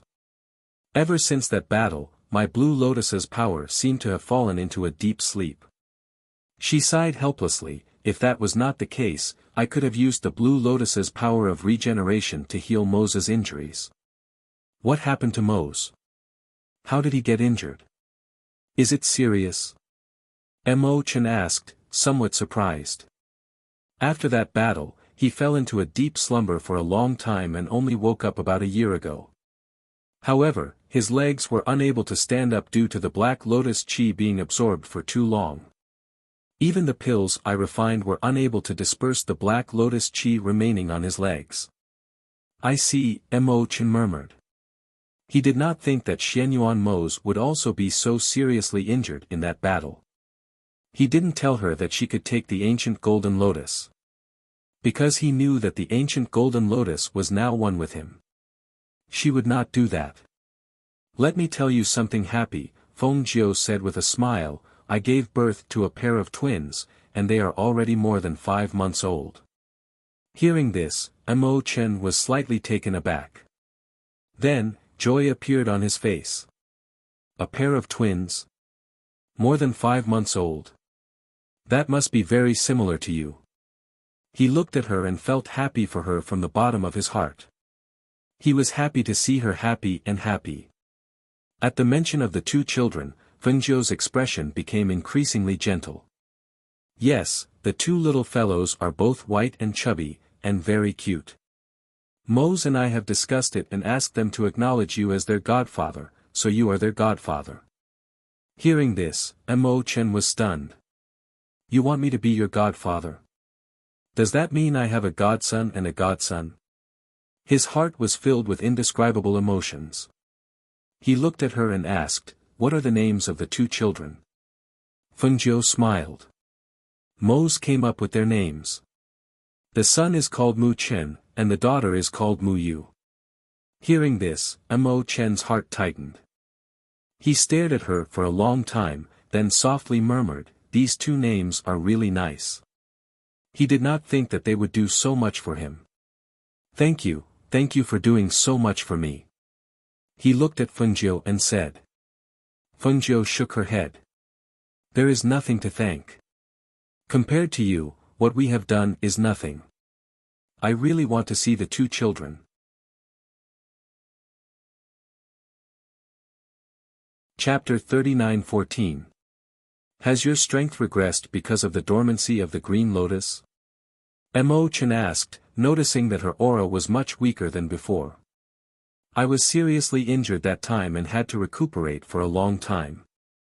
When I woke up, my strength had regressed a lot. I've been recuperating for more than a year and recultivating to build a good foundation. However, I've just broken through the peak of Immortal Venerable and entered the Immortal Emperor realm. She smiled and said, I'm not in a hurry to return to my peak. I still have to take one step at a time. Hearing this, Mo Chen said, this place is the holy land of the Buddhist sect, and it's extremely beneficial to one's cultivation. Moreover, there are ancient golden lotuses here. You can cultivate here for a period of time and allow your strength to return to its peak. Then he smiled and said, if you didn't come, I wouldn't be able to leave here before my immortal body was completed. But now that you're here, you can take me out with you. Fengjiu was slightly surprised. He looked at Mo Chen and asked, "You mean? You can move this ancient golden lotus into your spatial spirit spring. This way, I will naturally be able to leave this place with you. However, before that, I hope that you can cultivate here for a period of time. The Buddhist chi here might be able to allow your green lotus to bloom." Upon hearing this, Fengjiu paused for a moment. He looked at the golden lotus in the pool and said, "Can this ancient golden lotus really help my green lotus bloom completely? If that's the case, then wouldn't Mosa's leg be cured? If this ancient golden lotus can't help you bloom the green lotus and reach the peak of the green lotus strength, then you can only find the red lotus of hellfire. The power of the alloy lotus and the red lotus will definitely allow the green lotus ancient strength to fully bloom." Fengjiu shook his head and smiled. "It took me a long time to find the whereabouts of the ancient golden lotus. As for the red lotus of hellfire, I have no clue at all." She looked at him and said, "When I came in, the immortal Buddha told me that he could give me the ancient golden lotus, but I have to do two things for the myriad Buddha's sect. So, I can't stay here for too long. If that's the case, why don't you try and see if you can move the golden lotus?" Mo Chen said as he looked at the ancient golden lotus that was emitting a golden light in the pool. Fengjiu hesitated and asked, "But if I move the golden lotus, won't your soul become unstable? Will your newly condensed immortal body be damaged?" It wasn't easy for her to see that he still existed in this world. She saw him appear in front of her. She saw that he had a chance to be reborn. She didn't want to kill this chance that he had obtained with great difficulty. When he disappeared from her sight, she had secretly made a decision in her heart. If possible, she would not let him sacrifice so much for her in this life. She hoped that he could live a good life and live a wonderful life that belonged to him.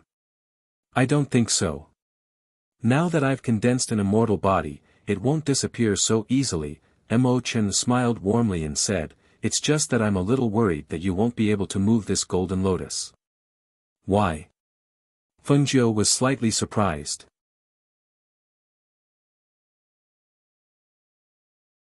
Chapter 39:15. He paused for a moment, then continued, "Although I am attached to the golden lotus and have condensed my soul into an immortal body, I am not completely one with the golden lotus. If you want to say anything, I can only say that I am only a temporary host and not the master. Therefore, if you can't move the golden lotus away, then I can only stay here until I cultivate an immortal body." Hearing this, Fengjiu stood up and walked to the side of the pond to look at the golden lotus. The golden lotus had already bloomed, and because it was in the holy land of Buddhism, the light on its body was very dazzling. Around the golden lotus, there were halos of the holy Buddha. She looked at Mo Chen and said, "Let me try." She moved her palm and condensed her spiritual aura. Her sleeves moved with her palm and brushed the golden lotus in the pond. However, she found that after a stream of air passed by, the water surface rippled, but the golden lotus was still floating on the water surface. It only swayed slightly, creating ripples on the water surface. Seeing this, she was slightly surprised and said, "Is it really that strange?"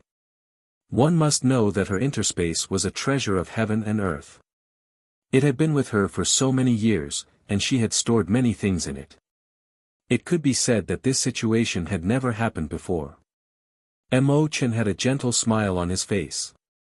He stood up and waved his sleeves lightly, then straightened his robes and said, "It is difficult to move, but it is not impossible to move." Hearing this, Fengjiu looked at him and asked, "Then how do we move it?" She just found that her spiritual aura could not get close to the golden lotus, and could only brush past it. In other words, if her spiritual aura could not get close, then she could not move the golden lotus away. This ancient golden lotus was in the holy land of Buddhism, and its holy light was very strong.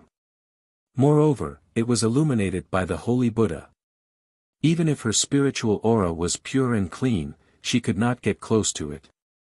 In this way, even if the golden lotus was here, she could not move it away. No, it was actually possible. She knew that if she refined the golden lotus blood drop and fused it with her, she would be able to take it away. However, she could not use this method.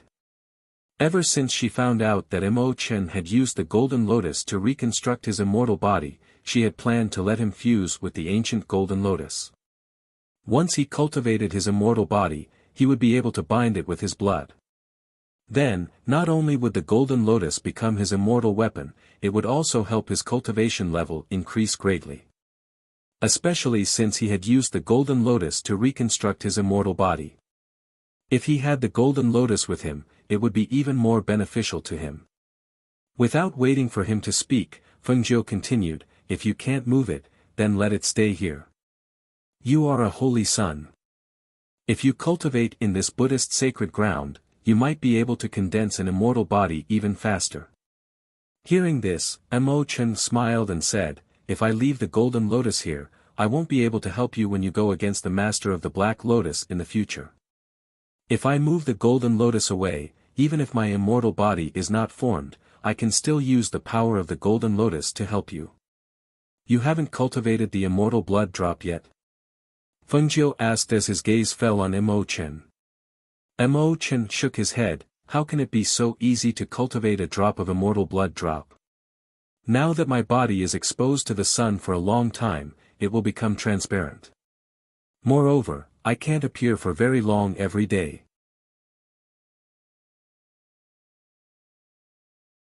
Chapter 39:16. Fengjiu frowned and asked worriedly, "If that's the case, won't your soul be injured?" "I won't be injured, but I'll probably fall into a deep sleep again," Mo Chen said. Hearing this, Fengjiu shook her head, "Then let me think of another way." As she spoke, she looked at the golden lotus in the pond. She bent down and touched the water in the pond. She felt a pure and holy power spreading through the water. Perhaps it was because the power of the golden lotus had entered her body through her fingertips, but she felt that the green lotus in her body seemed to be releasing the power of the green lotus. She was surprised. Moving her palm, she guided the aura of the golden lotus into her body. After a while, she felt that the green lotus in her body that had been sleeping for a long time had awakened. She was overjoyed. She turned around and said, "Mo Chen." However, as soon as the words left her mouth, she froze. She looked at Mo Chen's body, which had become even more transparent than before. She was shocked and hurried to his side. "What happened to you? Why did your body become transparent?" Mo Chen smiled and comforted her, "It's nothing, don't worry. Your body is already like this and you're still fine. How did you?" Halfway through her sentence, she suddenly paused and turned to look at the golden lotus in the pond. Then, she looked at Mo Chen, "Is it because I guided the aura of the golden lotus into my body? Is that right?" He smiled gently, "It's all right. Didn't I tell you? I won't disappear so easily. It's just that my body is a little weaker. I'm sorry, I didn't think." She lowered her head apologetically, feeling very guilty. "It's all right, you don't have to say sorry." He raised his hand and wanted to rub her hair. Then, he put his hand down and smiled gently, "Did the aura of the golden lotus awaken the green lotus in your body?" "Yes," she replied. "If that's the case, then you should cultivate here first. Not only the aura of the golden lotus, even the immortal Buddha aura here is beneficial to you." After hearing him say this more than once, she couldn't help but hesitate. She looked at him and said, "But if that's the case, wouldn't you?" Just now, she had only used her fingertip to draw the chi of the golden lotus into his body, and he had already become like this. If he cultivated here, wouldn't his newly condensed celestial body be beaten back to its original form? "I won't." He shook his head gently and said, "You can absorb the aura released by the ancient golden lotus to cultivate. That way, it won't harm me at all, and it won't harm the ancient golden lotus at all. At the same time, it can help you increase your strength." Hearing this, she said, "All right, I'll try to cultivate here first. Let's see if I can move the golden lotus out after the green lotus recovers. And, I've been out for a long time today. I have to go back first." As he spoke, he glanced at her, and with a tap of his foot, he walked towards the golden lotus in the pond.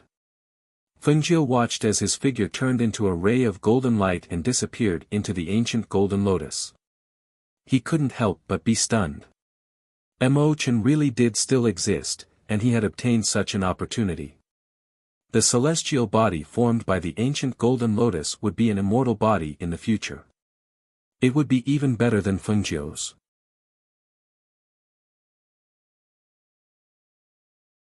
Chapter 39:17. She had absorbed quite a bit of the golden lotus aura just now, so she wanted to take a look around first. After looking around, she walked into the forest. When Leng Hua woke up outside, it was already the next morning. He rubbed his aching head and got out of bed. When he thought of the scene before he fainted, he quickly got out of bed, put on his clothes, and walked out. Unexpectedly, as soon as the door opened, he saw Monkey Jie sitting outside eating a steamed bun and porridge. "Benefactor, you're awake. Come and eat with us," Monkey Jie said. He didn't even look at Leng Hua and continued eating his porridge. The little monk who was waiting at the side looked at Leng Hua and went forward. "Benefactor, you haven't washed up yet, right? You can wash up later." Before he finished, he added, "The steamed bun and porridge are still warm."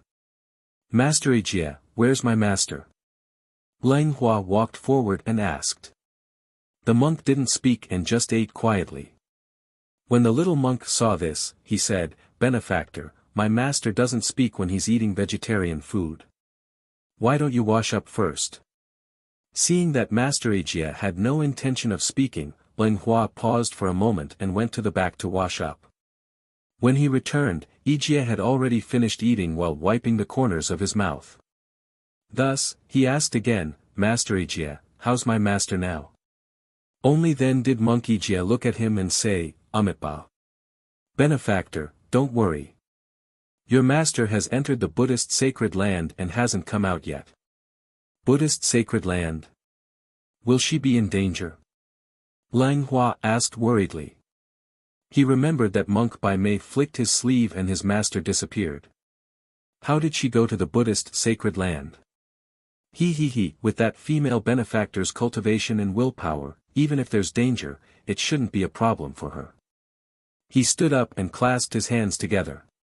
"Benefactor, if you're not used to living on this mountain, you can go down the mountain on your own. If you're used to living here, you can come to the hall to listen to Buddhist teachings. This penniless monk will take his leave first." Leng Hua stood up and hurriedly returned the greeting. "Take care, master." He watched as the two of them turned and walked out. When they were out of the courtyard, he sat down and took out his communication tablet to report what had happened to the Yama Lord. In a courtyard in the city, the two children were crying because Fengjiu was not by their side. Qin Xian and Bai Qingqing were holding small toys to coax them. After Xianyuan Mose left the room, he came to the courtyard and saw the two children crying non-stop. He asked, "Did you feed them?" "Yes, both of them drank a bowl of goat milk," Qin Xian said. Hearing this, Xianyuan Mose said, "Bring it over." The two of them looked at each other before carrying the two children forward. Xianyuan Mose took one in each hand and held the two children in his arms. As soon as the two children were carried by him, perhaps because they smelled the familiar scent on his body, they gradually stopped crying. They just blinked their watery eyes and looked at him with tears. Looking at the two children's innocent eyes, Xianyuan Mose's heart softened. He lowered his head and kissed the two children's foreheads. He said softly, "Your mother went out, but she'll be back soon. So, before she comes back, Daddy will accompany you. You have to be good and not cry, okay?"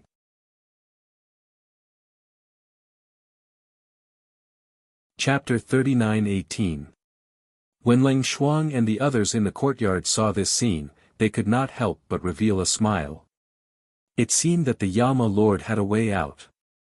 Xianyuan Mose played with the two children. After they fell asleep, he asked Qin Xian to carry them into the room.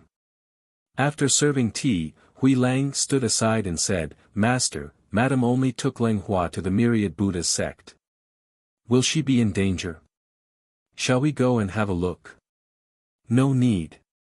Xianyuan Mose took a sip of tea and said, she can solve it by herself. As soon as his voice fell, Leng Hua seemed to have noticed something. He turned his palm and a communication jade card appeared in his hand. When he injected his spiritual power into it, Leng Hua's voice also entered their ears.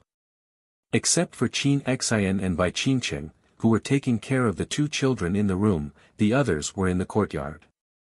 At this time, when they heard Leng Hua's voice from the communication jade token, they couldn't help but look at each other. They listened to Leng Hua's story about what happened in the myriad Buddha's sect. When they heard that Master was sent to the holy land of the Buddhism sect by a white-browed monk, they couldn't help but look at Xianyuan Mose. However, they saw that he just put away the transmission jade token and didn't say anything. Master, Madam has entered the holy land of the Buddhism sect. Will she be in danger? Hui Lang asked worriedly. They were all here, but Madam was the only one who entered the holy land. They didn't know if she would be in danger. After all, Madam's strength had not recovered to its peak. Leng Hua is really something. Why didn't he go in with her? At least he could take care of her. Hui Lang muttered. Even if Leng Hua wanted to go in with her, he couldn't do it without their permission. What's more, since they said it was a holy land, they naturally wouldn't let people in casually. Qi Kong said in a calm voice. Then he added, however, Master's adaptability is enough to deal with anything.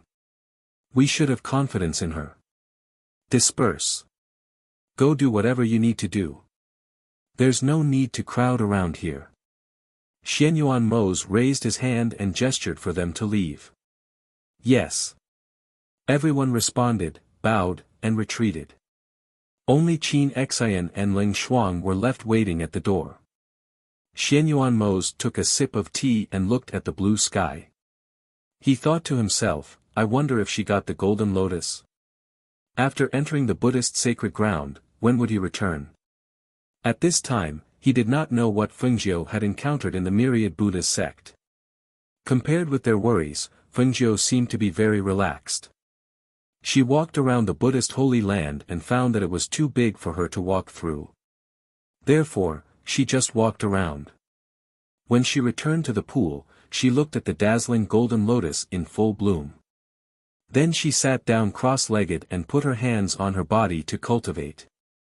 As her whole body and mind relaxed, her state of mind also reached a state of calmness that had never been seen before. Her entire body relaxed as she gently absorbed the aura of the golden lotus in the air.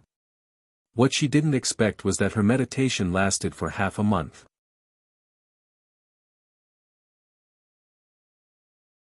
Chapter 39:19. Why did you stop? Mo Chen asked. She adjusted the energy in her body and stood up, saying, my strength has increased too quickly in half a month. I can't just advance like this. I still need an opportunity.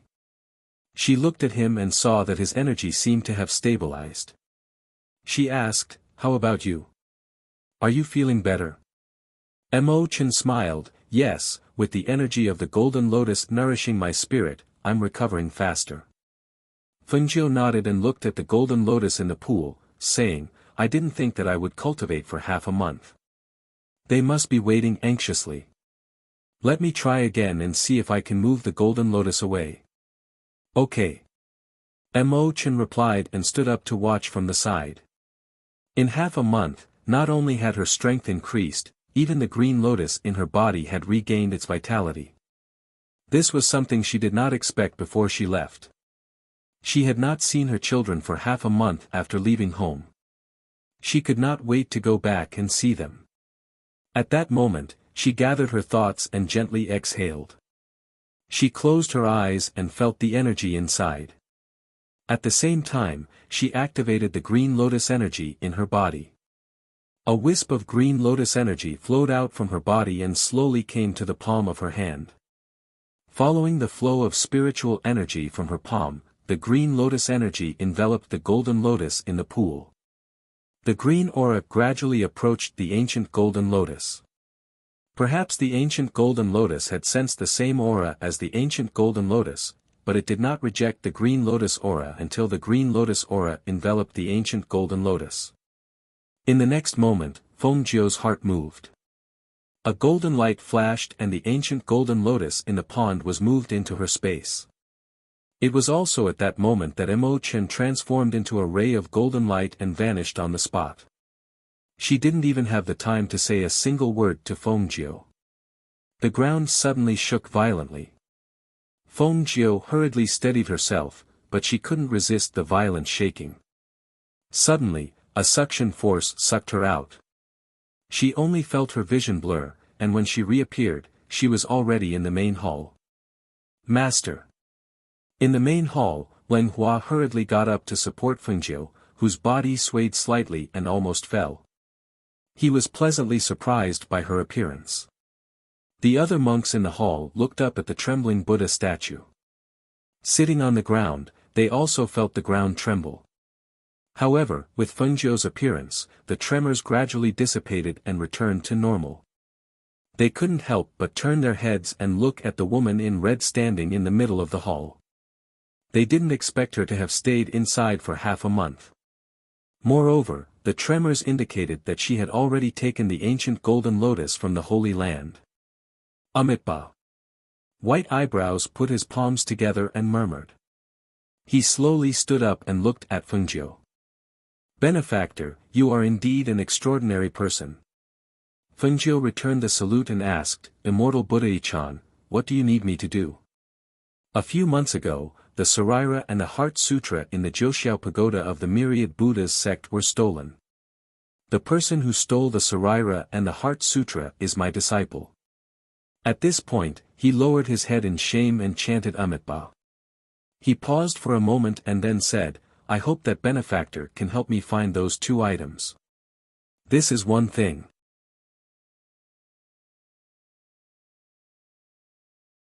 Chapter 39-20.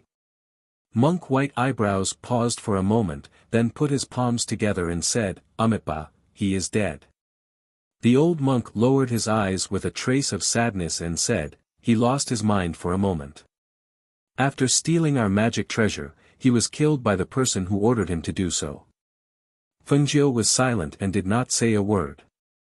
One could tell that even though He-Chan Immortal Buddha's disciple had disappointed him by stealing their sect's holy item, He-Chan's face was still filled with grief at the mention of his death. It was clear that He-Chan had deep feelings for his disciple. The second thing. Monk White Eyebrows paused for a moment, then looked at Fengjiu and said, Benefactor, you are the star of Phoenix and the Lord of heaven and earth. You are destined to come to our Myriad Buddhas sect. The second thing is that I hope you can protect our Myriad Buddhas sect for 100 years. If within 100 years, our Myriad Buddhas sect suffers a great calamity, please be lenient, for the sake of the golden lotus you gave us today. When the monks in the hall heard this, they were shocked and involuntarily looked at Zen Immortal Buddha with shock and doubt. Why would the Immortal Buddha ask her for this? Would their Myriad Buddhas sect suffer a great calamity within 100 years? Moreover, the star of Phoenix, the Lord of heaven and earth, was she the benefactor called Fengjiu? If the Myriad Buddhas sect was really in trouble, would she be able to help the Myriad Buddhas sect avoid this calamity? For a moment, the monks looked at Fengjiu with complicated expressions. They did not say a word and just thought about it in their hearts. Hearing this, Fengjiu was slightly surprised. A great calamity. She looked at Zen Immortal Buddha and saw his solemn expression, so she said, Immortal Buddha, don't worry. I, Fengjiu, promise you. As long as the Myriad Buddhas sect needs my help in the future, I will not refuse. She paused and thought for a moment. Looking at the great Buddha in the hall, she said, I am indebted to the Myriad Buddhas sect today, and there will be a time for me to repay the kindness. Today, I will leave a wisp of divine thought here. If that day really comes, I will do my best to help. As she spoke, she condensed a strand of divine sense and flicked it into the Buddha-eye sacred realm. In the future, if the myriad Buddha's sect really faced a great calamity, even if they didn't need to tell her, the divine thought left here would let her know when the Buddha moved. Amitabha. Thank you, benefactor. The white-browed monk murmured softly and continued, this journey points to disaster. Therefore, please allow Ijie to travel with you. He will tell you what you need to know along the way. Upon hearing this, Fengjiu couldn't help but look at the monk standing beside White Brow. He smiled and said, let Master Ijie travel with me. That's not a good idea, is it? He was a monk and she was a woman. If they were traveling together, she wouldn't mind. However, she was afraid of ruining the reputation of the great monk. Moreover, this monk was a martial ancestor in the myriad Buddha's sect. How could she ask him to follow her everywhere? Thinking of this, Fengjiu laughed. Unexpectedly, White Brow looked at Fengjiu and said solemnly, benefactor, this journey is dangerous. Moreover, you will face a bloody calamity. You have to be careful. Upon hearing this, Fengjiu stopped smiling. She looked at White Brow and said, I will face a bloody calamity.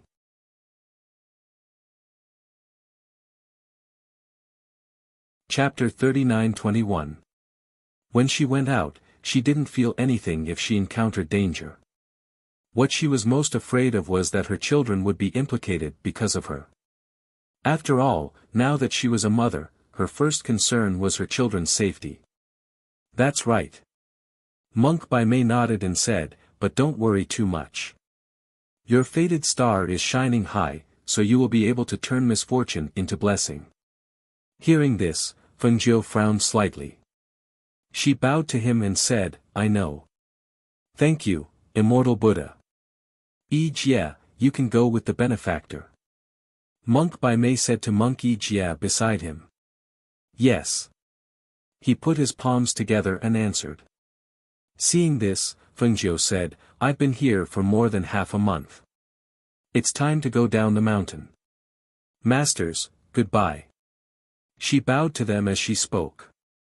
Amitabha. Take care, benefactor. The monks put their palms together and murmured softly. Master Ijie, do you need to pack your things? Fengjiu looked at the monk. Amitabha. As a monk, everything is empty. There's no need to pack anything. I'll go down the mountain with you, benefactor. Monk Ijie said, frowning slightly. In that case, let's go. She cupped her hands to the crowd and turned to walk out. Monk Ijie bowed to Monk Bai Mei and the others and left with Fengjiu. Watching them leave, until their figures disappeared from sight, someone finally couldn't help but ask, Immortal Buddha, will there be a great disaster in the next 100 years? Monk Bai Mei put his palms together and said, yes, there will be a great disaster in the myriad Buddha's sect within 100 years. However, even I don't know when it will be. I can only ask her to protect us for 100 years. I hope she can help us get through this disaster. Hearing this, the monks couldn't help but look at each other with astonishment in their eyes. One of them asked again, Immortal Buddha, who is that benefactor? They only knew that he said she was the master of heaven and earth and the phoenix star, but they didn't know where this came from. She is blessed by the heavens. White Brow said. He looked at the sky outside and walked out slowly. On the other side, Fengjiu and Leng Hua went down the mountain. Compared to the two of them when they went up the mountain, there was an additional monk beside them when they went down the mountain. Along the way, Master Ijie told Fengjiu about some of the things that had happened. Then, he quietly walked beside them. After Fengjiu memorized the information, he smiled and said, Great Master Ijie, I've been away from the mountain for more than half a month.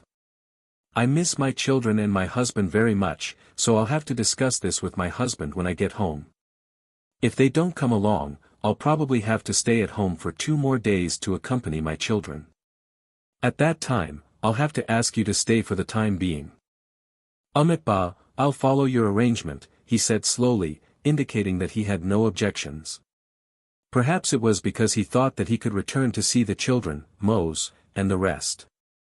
Fengjiu's mood became cheerful. On this trip up the mountain, other than obtaining the golden lotus, she also knew that Mo Chen also had such an opportunity. She was really happy.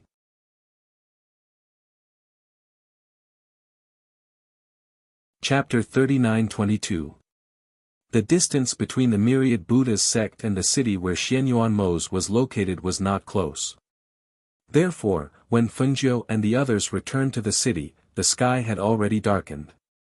Lanterns were hung high everywhere in the city, especially the red lanterns hanging on the shops on both sides of the street, which became a beautiful scene in the market. Men and women were walking along the street in groups of 3 or 5. Children were running and playing on the street. The hawkers' cries and the pedestrians' whispers mixed together to form a lively and peaceful scene. Fengjiu looked at the wind chimes on the street, which made a crisp and pleasant sound in the wind. So, he stopped and walked toward the stall. The monk stopped and looked at Fengjiu, who was dressed in red, with a smile on his face. He picked a string of wind chimes and a colorful pinwheel from the stall. His eyes flashed slightly. She was the destined phoenix star, the lord of heaven and earth. However, she was also the mother of 2 children. Like ordinary mothers, she always thought of her 2 children. "Master, it's just ahead." Fengjiu put the 2 small gifts into the space. After saying this to Monkey Jia, he continued to walk forward. After crossing the street and turning into an alley, the monk looked at the quiet house in front of him and then looked at the man who knocked on the door. "Knock, knock. Who is it?" Luo Yu's voice came from inside. After a while, the door opened. When Luo Yu saw Fengjiu and the others standing outside, he could not help but smile in surprise. "Master. Leng Hua. You're back. This is great. Come in, come in." Why is there a monk behind you?" Luo Yu said, looking back. The more he looked at the monk, the more familiar he felt. He said, "This monk looks very familiar." "This is Master Jia," Fengjiu said with a smile. "Oh." Luo Yu replied, his gaze still lingering on the monk. "Why did Master come back with a monk?" "Master, please." Fengjiu turned sideways and made a gesture of invitation. "Almsgiver, please." The monk did not go first, but let Fengjiu go first. Fengjiu smiled and walked inside. He said to Leng Hua, "Clean up a room for Master Jia to rest and prepare some vegetarian food." "Yes, Master." "Don't worry. I'll arrange it," Leng Hua said. After entering the house, Leng Hua took the monk to rest, while Luo Yu and Fengjiu went to the backyard. Looking at Master, whom he had not seen for half a month, Luo Yu hurriedly asked, "Master, have you got the ancient golden lotus?" "Why did the monk come with you?" "I got the ancient golden lotus. As for him, I promised the myriad Buddha's sect to do something for them, so Master Jia came with me." As Fengjiu spoke, she walked to the backyard and asked, "How is everything at home while I was away?" Hearing her question, Luo Yu grinned and said, "Don't worry, Master. Everyone is fine." In the beginning, the 2 little masters would cry and make a fuss when they were sleeping. However, with Yen Zhu's coaxing, they no longer made a fuss. Furthermore, they eat a lot every day and have grown a little bigger than when Master left. Fengjiu was relieved. "That's good. Master, you're back." Du Fan saw her and bowed with a smile. "I'm back," Fengjiu replied.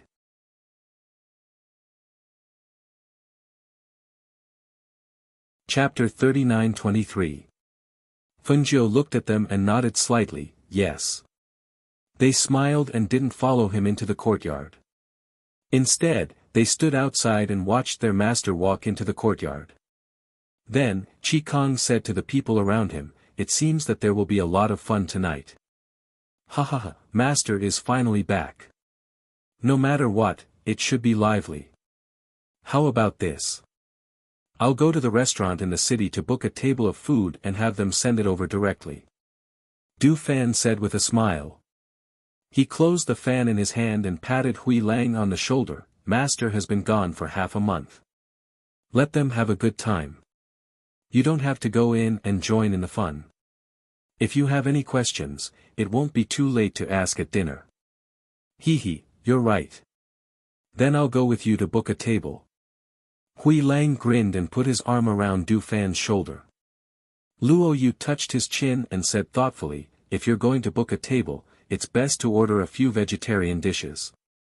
There was a big monk who came back with Master just now. Hearing this, everyone was slightly surprised.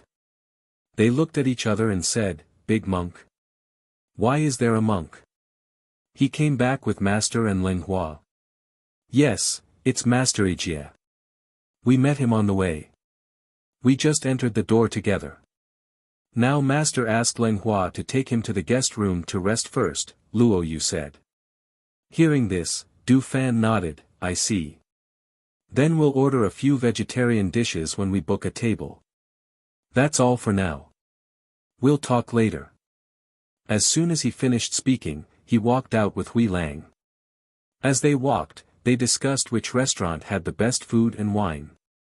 Lang Hua and Qin Xian, who were waiting outside the room in the courtyard, saw Fengjiu come back. They hurriedly went forward and bowed, Master. Well, you can leave now. Fengjiu said. He opened the door and walked inside.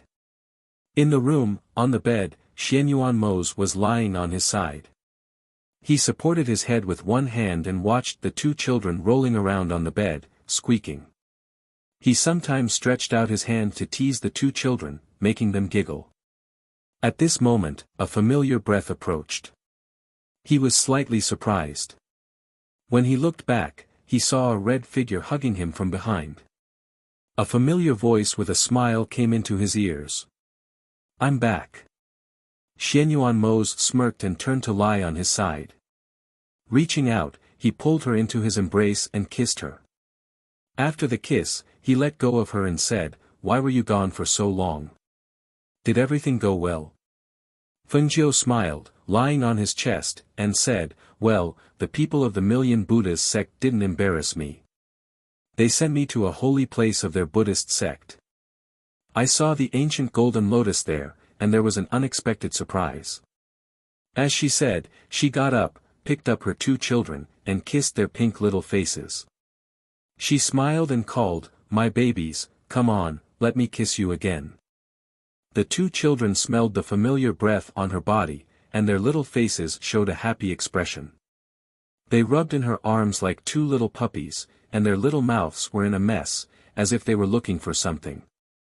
Seeing this, Xianyuan Mose sat up. He reached out and lifted his son from Fengjiu's chest, put him on the bed, and said, Go and play.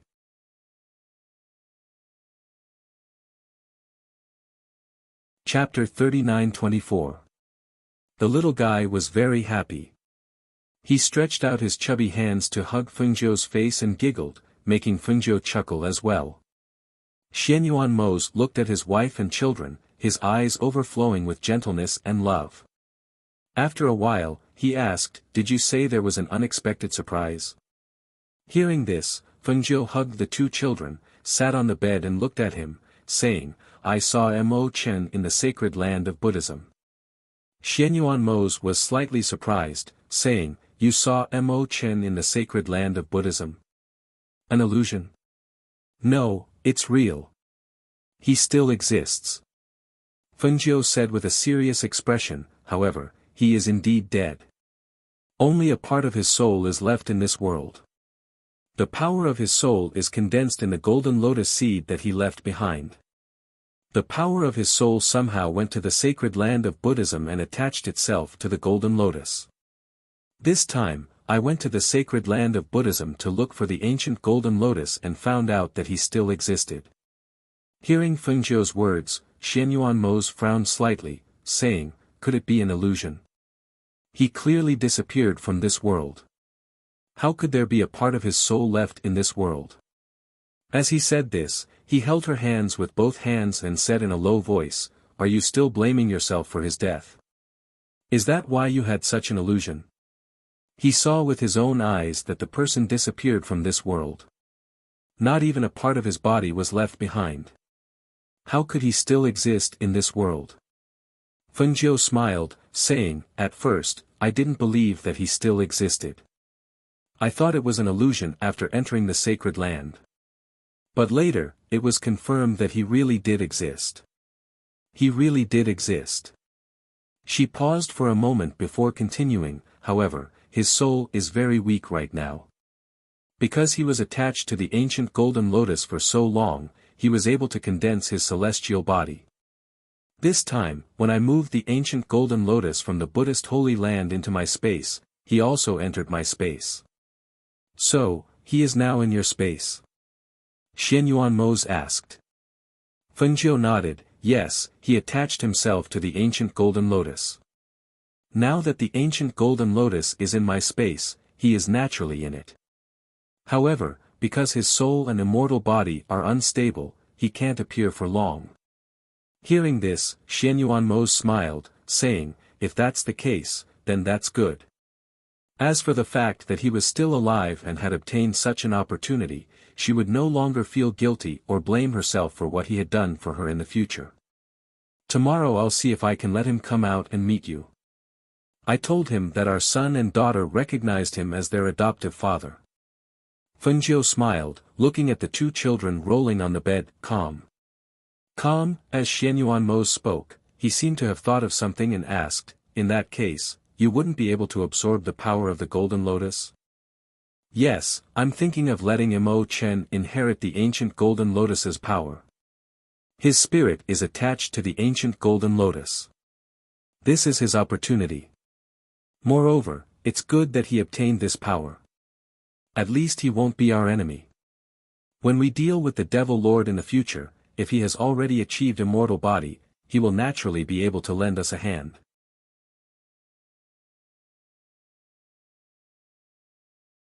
Chapter 39-25. There's one more thing. Fengjiu looked at her and said, "The 1,000 Buddhas sect gave me the golden lotus and asked me to do something for them." She simply told him what the white-browed monk had asked her to do and said, "So when I came back this time, the monk called Wuxia also came back with me. He said that he wanted to go with me. In addition, the white-browed monk also asked me to protect the 1,000 Buddhas sect for 100 years. If there is a catastrophe within 100 years, I have to help them." Hearing this, Xianyuan Mose asked, "What are you going to do? Do you want to go by yourself or with us?" Fengjiu couldn't help but look at the two children with reluctance in her eyes. "This time, I went to the 1,000 Buddhas sect and stayed for half a month. If I go to help them find the Saraira, I don't know how much time it will take. When I think of not being able to see the two children, I feel reluctant. But if I take them with me, I'm worried that they will be in danger and be in danger." At this time, she was also in a dilemma. Xianyuan Mose pondered for a while and said, "In that case, take the two children with you. There will be no problem with so many people. What's more, if you go on this trip, you probably won't come back for a year and a half. In this case, it's better to go together, lest the two children can't recognize you." "Really? What if there is really danger on the road?" She reached out and poked little Yu, who had climbed onto her leg. Xianyuan Mose smiled and said, "Take them with you. If there is danger, we will protect them. What's more, with so many of us, what danger can be difficult for us?" Hearing this, Fengjiu thought for a while and said, "That's true. Okay, then let's go together. But let's rest for 2 days before we set off.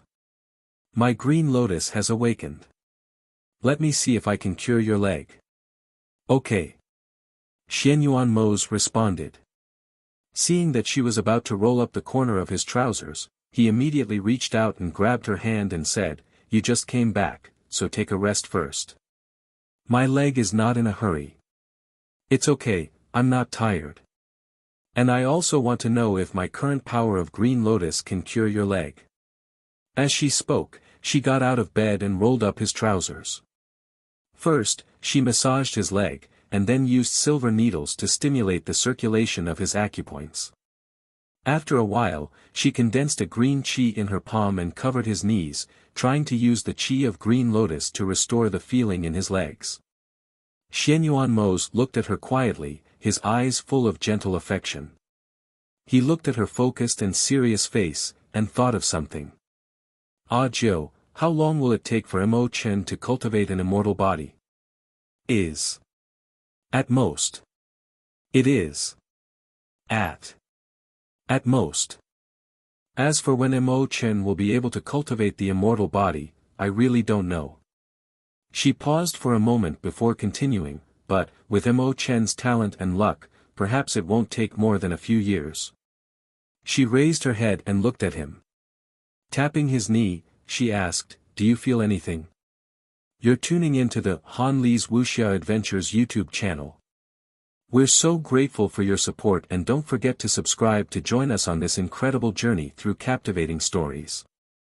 Your generosity through donations truly makes a world of difference, as it's the primary source of revenue that allows me to expand and enhance this channel for you. Thank you from the bottom of my heart for being a part of this adventure.